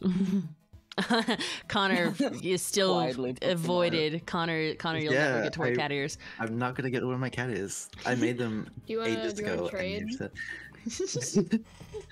Connor, if you would like to answer this question, yeah, I was gonna say, I had it, and now the thought is gone. Kind of following on from what Athena said, it's really cool to be able to get to just create and tell a story. And I guess what I did, tell a story with all these cool people. I'll probably talk about it a little bit more when we get to some of the season 3 cast questions, but like I've been aware of and kind of like in circles adjacent to a lot of the cast for a while now, and it's really cool to get to actually, you know, meet people and interact with people and follow those friendships through. And also just the wider community, it so easily breeds creativity. Sorry, I'm getting a bit tired and my words are all over the place, but like the effect that Fable has on the wider fan base to just inspire people to make all this cool art and writing. And even me, you know, I hadn't written at all for like 2 years, and now I've got so many words. There's just something about the community and the people involved that it scratches the little creative part of the brain real good. Ghosty. Oh, take off your cat ears. I definitely, a lot of what Art said rings like the same for me, like being able to be like, yes, I'm gonna do art for this thing because yeah, art school burns you out real bad, and but then like having the motivation to just be like, I'm gonna do this, I want to draw this cutscene, I'm gonna here it is, the art. But just like, yeah, how close I've gotten to so many like-minded individuals, and just how much we've all grown over the course of like 2 years, basically, like a long time. It's crazy. And just also just like how all of the cool projects that the fans have done, and just being like, oh my god, oh, it's so good. We have a very, very creative community, a very talented community, and it makes brain go burr. Helly? Yeah. Obviously, like everything that everyone has touched on, the community, the people, all that kind of things. But there's one specific thing about how like awesome this community is that I want to touch on. And my like favorite part of doing this is the importance of independent artists. I have a lot of like opinions about the film industry and everything, and I think one of the best things about this community is that there's no overarching corporation who controls what we do. There's no money being put into it. It is just pure independent artists being successful in this kind of film-esque world. And I think that's so important because I think we're seeing a lot less of it. And so it's awesome to be doing what we're doing here. My little bit is kind of how cool it is in the wider community. What I do with like Ray's note-taking streams only can happen in the form of a live stream where the audience is saying things to the character and the character is physically writing down their ideas and putting them on the walls or in his notebooks, and like you all influence the story, which I think is just kind of bonkers. Because things like Ray writing the will at the end. I didn't think of that. Someone in my chat said it. And so I just think it's so cool, the things that the community makes and the community adds to the story, and what you all do, like the fan songs and just the fanfics and the art, and it's cool. I think it's crazy that this can't exist in any other form. Like, Fable wouldn't exist like this if it was just a TV show. It has to be a live streamed thing like this, and I think that's cool. Yeah. Fable, I've been a Twitch streamer for a few years now. I've been on a few SMPs as I've primarily Minecraft, and I've even run a few. And Fable is honestly one of the most, it works weirdly enough the best and with the least amount of infighting. Everybody around here, like, we, of course, I'm not going to lie to chat and say we don't have disagreements. We do. But at the same time, nobody here has actively, like, everybody here cares for each other in at least some regard or another. Everybody here tries really hard to make sure they look out for each other and actively try to help when problems arise. Fable is, as a server itself, is incredibly good. Just in general, I like a lot of the people here, and I'm really happy to be a part of something where I can meet all these cool people and talk to them and hang out, even outside of lore streams. Like, I always like when, like, for example, B and Hey and Art have gotten on Craft and we'll just hang out, or like me and Mambu, or me getting a text from Swipin being like, do you want to go play Hypixel with me and Jamie and Mambu? And it's just like at 3 a.m. and I'm like, sure, why not? It's fun to be a part of. Beck, I know you're fairly new to our community, but if you want to say something, you're welcome to.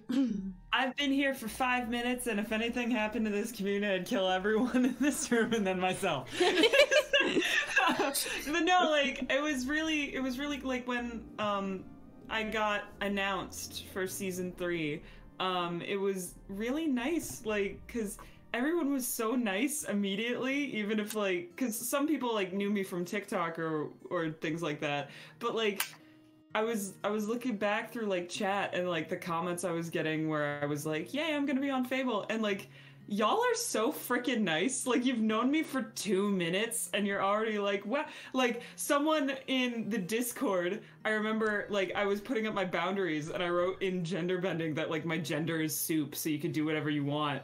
And someone was like, their gender is soup, they're gonna be a good addition. And it's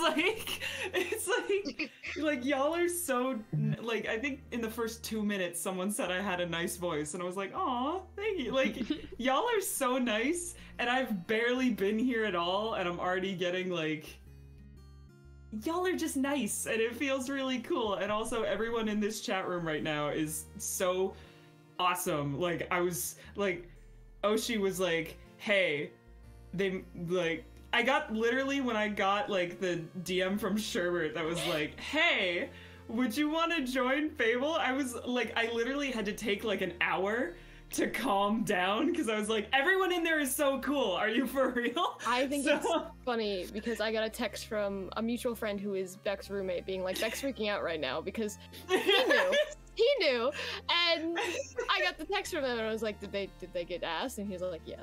And you could tell because I started yelling. My favorite quote from that conversation is, I'm so full of chocolate and cheese and joy right now. Yeah. But yeah, so it's really, I'm really excited to, like, be in this community and get to hang out with, like, y'all, and also, like, talk to the community, the wider community, because y'all seem so freaking cool and you're so freaking nice, and I'm very excited to be here. Chaos? I have discovered this is an opportunity to embarrass some of the fans, so I'm going to take it. Okay, so it's known that I show off fan art like every single stream. I show it off at work as well. And when my finale happened, I took my VOD that I'd put up and I took it to our billing office and I'm like, look at this song someone made me. I was like showing it to everyone. I'm like, I I'm the type of person who has my character tag favorited on AO3 because I just like looking at the fact that people can do stuff with the things I say, and that's so cool. And I'm gonna show it off to everyone. Like, I punch things, yes. Shabert. I'm gonna spare myself from getting really, really sappy about this because I do every time. But there's something to say about the live streaming format and the way in which Fable works, and how the community can interact with that. Because one of the things that I really like about Fable is how involved you guys are, like with the things like. A good example is like the call and response song, and then getting to use that song in lore, the instrumental of, and like raised sign scenes, and just you guys playing along. And like the thing, I say this like at the start of every one of my lore streams, but the fact that you guys sign your messages is not a thing that's done in like any other community that I've seen, and it's so immersive. And that's I love seeing it, and it's in everybody's chat that you guys do it, and it just makes me really happy. And also Fable being a really cool creative outlet for me and for a lot of people, because I have a very weird niche of film content that I like to make, and the fact that I can use Fable as a way to make stuff like CMVs and weird stuff like that is really, really cool. And also getting to meet a lot of my really good friends, because there's a lot of people that I never would have talked to because I am really bad at talking to people if it wasn't for Fable, and getting a community of friends and people to work with creatively is just really cool. Mambu? Yeah. I was beat to the thing I was gonna say, where it was talking about the chats and stuff and about how you guys tag your messages. So I'm gonna be personal with mine and talk about how you guys are plants. But yeah, it's very neat. It makes my brain go burr to see different ways that you guys really get immersed and stuff in the story, and like how you guys impact the story. Yeah, I don't have much else to say besides that, basically. Then most of what I was going to say has been said by others before me, because I'm at the end. But what I will say is joining Fable was almost an immediate pull out of burnout for me, which is strange. I've never had that happen before. I went into Fable designing this character the first couple of streams, really burnt out. I was still burnt out from COVID and lockdown and finishing school and all sorts of other stuff. But then like moving into writing for Ven and creating Vengari and incorporating him into this wider story that we've all collaborated on, which I think is an amazing thing. It pulled me out. I now have a million ideas for short videos that I want to do. I have CMVs that are coming later in the year. I have more like time mentally to do stuff like Patreon and any videos that I'm releasing on TikTok and any like tutorials that I do. I have more time for work. I have a really cool job now, which I will be talking about not here, but it's like yeah, but it's like I am now out of a creative slump that I was so heavily sunken into at the start of this season, simply because I'm watching others look at what I'm creating and looking at what the rest of the cast is creating and creating things themselves.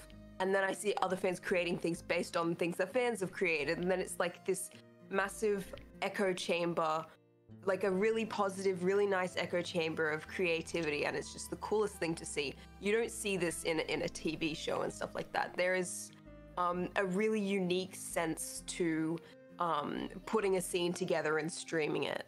That you don't see this in other places. Yes, there have been SMPs that have been live that have been in this format before, but Fable has a very specific uniqueness to the way that the community interacts. And it is the coolest thing to see ever.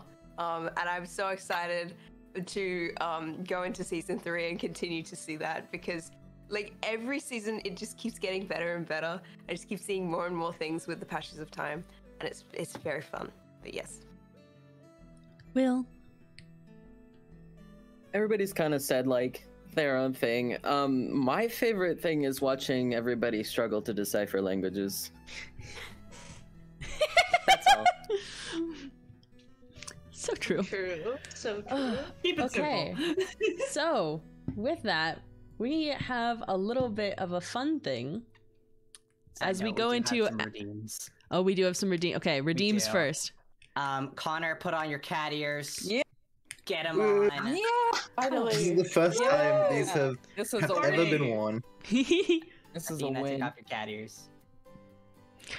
This is a All win. right. There we go. So we have some fun things. We have some cast season 3 newbies specific questions, but with that, you might notice we only have 2 of them here.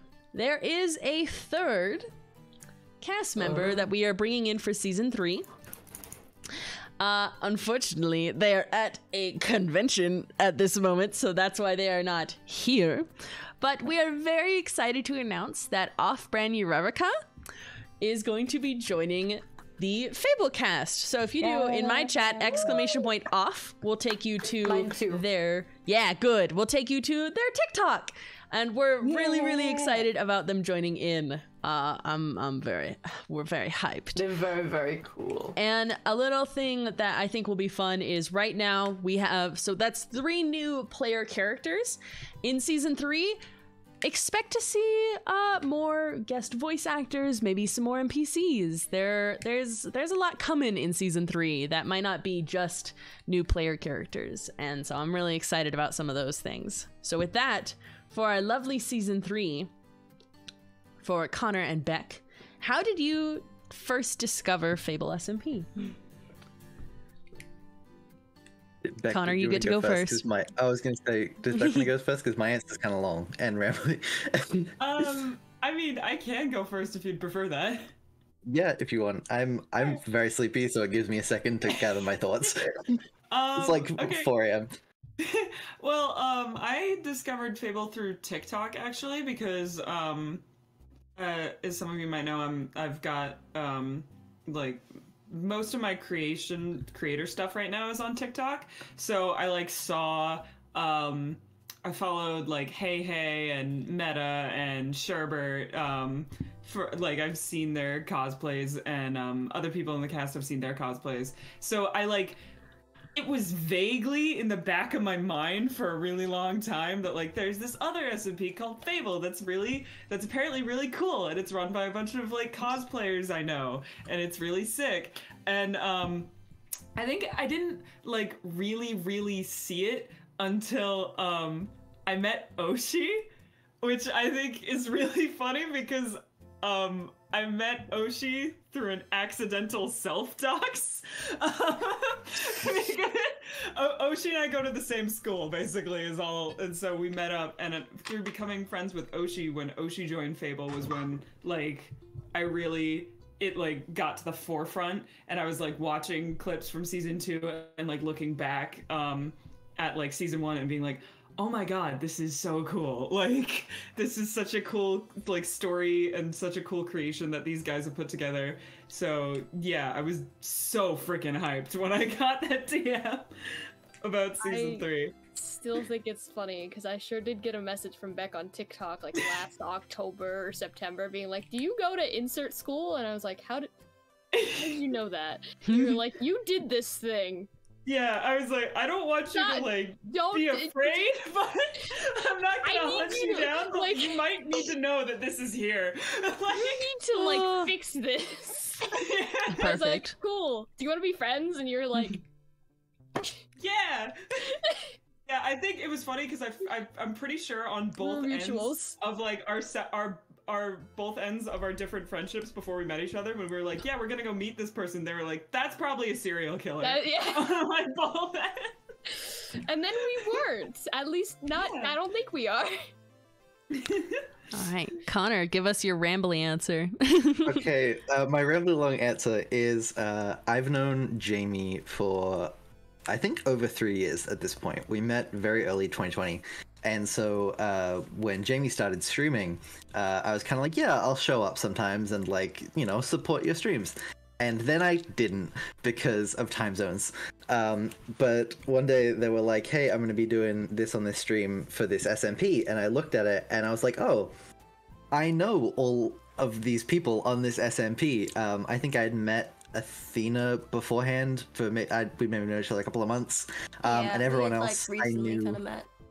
Yeah, everyone else I kind of knew either through Jamie or through my girlfriend Ren. Can I plug Ren's stuff? Is that allowed? Promote your girlfriend.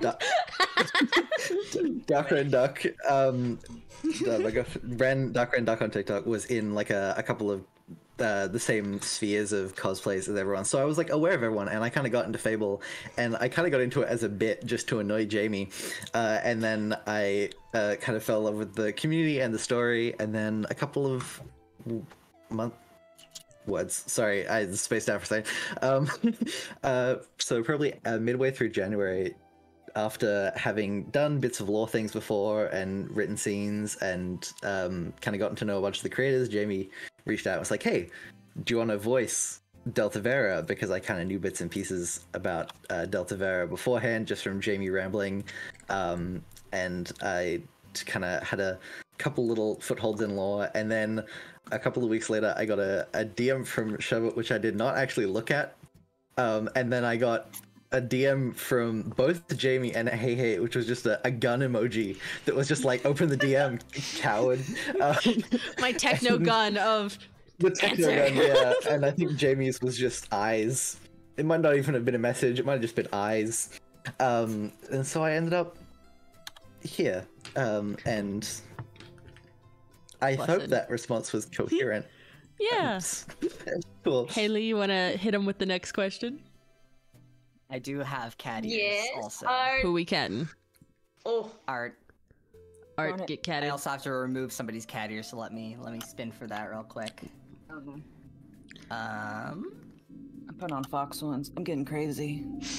Oh god. I don't actually put on cat ones. I'm silly. No Sherbet. Don't free Sherbet. Silly goofy. Don't free Sherbet. I'm spinning it. It wants me don't to free take my Sherbet. ears off of people. Ghosty, just lie. Ghosty, just pick one. It's fine. Haley, take off your cat ears. Now you are the master of our destinies. Don't take off Sherbert's cat ears no matter what happens. Yeah. Okay. Haley. Okay. Our next question for new cast members, and you can say as much about your character as you want to, but just as a general, what inspired your character? And Beck, if you want to start again. Oh, okay. This is difficult because the idea came from something that I do not know if I'm allowed to talk about, so I'm not going to talk about that specifically. Right? Okay, so it's inspired by Redacted and Redacted.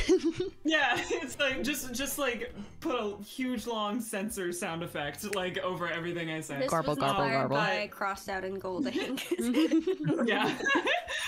Adventures on Void but Fish. no, a less spoilery inspiration that I want to mention is I took a lot of inspiration from Lucienne from Sandman. I don't know if anyone watched or read the Sandman. Yes! Yes! I love Sandman. Great show. If you haven't seen it, everyone should go watch it. But yeah, so I liked the idea of like a little librarian assistant who kind of keeps some things running. And I'm not going to say much more than that because I don't want to spoiler a lot, but it was a little bit of that and a little mix of a D&D character I'm playing currently, who's a bit rough around the edges. He's a fun little guy. He's very... Basically, I was like combining Lucienne with like protector kind of vibes is what we're going with. So Right. Connor. Yeah. And Connor. Okay, so things that I really love, like top of anything I like to interact with, is horror media and classical history, and so that's it. That's the character. It's the two. Who could have guessed, based on my previous interactions with this community and this fandom, that I like horror things and I like history things. But I was actually, fun fact, going to play a completely different character. There was an entirely different character called Tamlin, who was like a little forest cryptid, a jackalope type character, and then Hey tapped me on the shoulder and was like, by the way, fish. And I went, and so Ulysses is very much inspired by, as his name suggests, Greek epic cycles. Obviously there's a lot of the Odyssey in it, but there is so much of the Iliad and the Aeneid, and even outside of Greece, there's a lot of South American influence, Egyptian, Celtic. There's just any mythology or history that I've studied, I kind of grabbed bits and pieces of and got to mix that in a little bowl with some funky body horror and deep sea existentialism and like the vastness of the ocean, and I love it all so much. I care about the fish so much. Club. All right. Our last question for the season 3ers, and the last question that we'll be asking today before we have some more fun announcements, is going to be, what are you looking forward to in season 3? Beck or Connor, which one of you gets to go first? So much. Like, we've been doing discussions, and like my brain is going burr, like with everything anyone suggests for any character. It's all so cool. Y'all are gonna lose your minds over season 3. But I guess specifically for like me, I'm excited because like I don't know, this is gonna be so fun. Like I can't put it. I just, there's so many cool plans. I'm so excited. I don't want to like get into details because I'm afraid of accidentally spoiling something. And I refuse to be the one who accidentally leaks stuff. We've all been there. We've all been there. It's gonna be so fun. I'm really hyped about like the direction like my character's going so far, and like just the direction of the entire season is so cool, and I'm so hyped to watch it play out. And Connor. So yeah, along the same lines as what Beck said, I'm so excited to just see everything play out, from just all of the characters that like I've been able to like peer into, like where people are planning to take things. The wider story seems so cool that I'm really excited to watch that play out, see everyone watch that play out. In terms of me specifically, I'm so excited for Telkin lore. I have been given probably too much creative freedom with the Telkin lore. I got into a VC the other day. It might have been this morning. I don't know anymore. And I was like, by the way, I designed like an entire system of government. So there's that now. But just I just think the Telkin lore is really fun, and it's a really interesting angle of the world that we haven't quite gotten to see, and I'm excited to introduce it. Okay. Well, I think it's now time for our kind of like ending bits. We have some fun things. So, first off, we have the season 3 starting date. Little drum roll. Drum roll, please. Season 3 will be starting on April 13th. Is the return of Fable, and I'm very excited. Yay. We will have a lore event dropping in the Discord soonish, TM. The next thing we have for you all, like last time, we left you with some lore hints, some clues, some things to ponder. We have 2 more pondering times for you for season 2 being Perix wasn't causing problems at the start of the season. What changed? And the second one is listen to Perix's words in the finale. They hold some key clues. We got some funky times there. With that, I think we have a very exciting Season 3 trailer CMV ready for you all. I am shocked and amazed that it is ready on time. I genuinely thought that we were gonna have to delay it a little bit. Massive shout out to my husband in the other room who edited all of this in 2 days. Man's went ham. Woo! So I think we are going, at least for me, instead of a raid, I'm gonna live premiere the YouTube video. We go so into we the can all go premiere. watch it. So, shall I get the premiere set up and we raid over there? Yeah. Yeah. Oh, I hope all the chats enjoyed the QnA. Yes, thank you everybody for coming. You can do in my chat !YouTube will take you to my YouTube channel and I will start the premiere real quick. So You said right. QnA and I was YT. !YT, I know my own commands. I'm so cool. I'm gonna go Got it, grab don't worry, your. bestie. I'm gonna go grab your Okay. YouTube. Yes, thank you. Chat, don't spam Yes. the Okay. commands. I'm gonna go. There we go. say bye to Okay. my chat and I'll send We're them gonna over. see you all. Yeah. Goodbye, everybody. All right.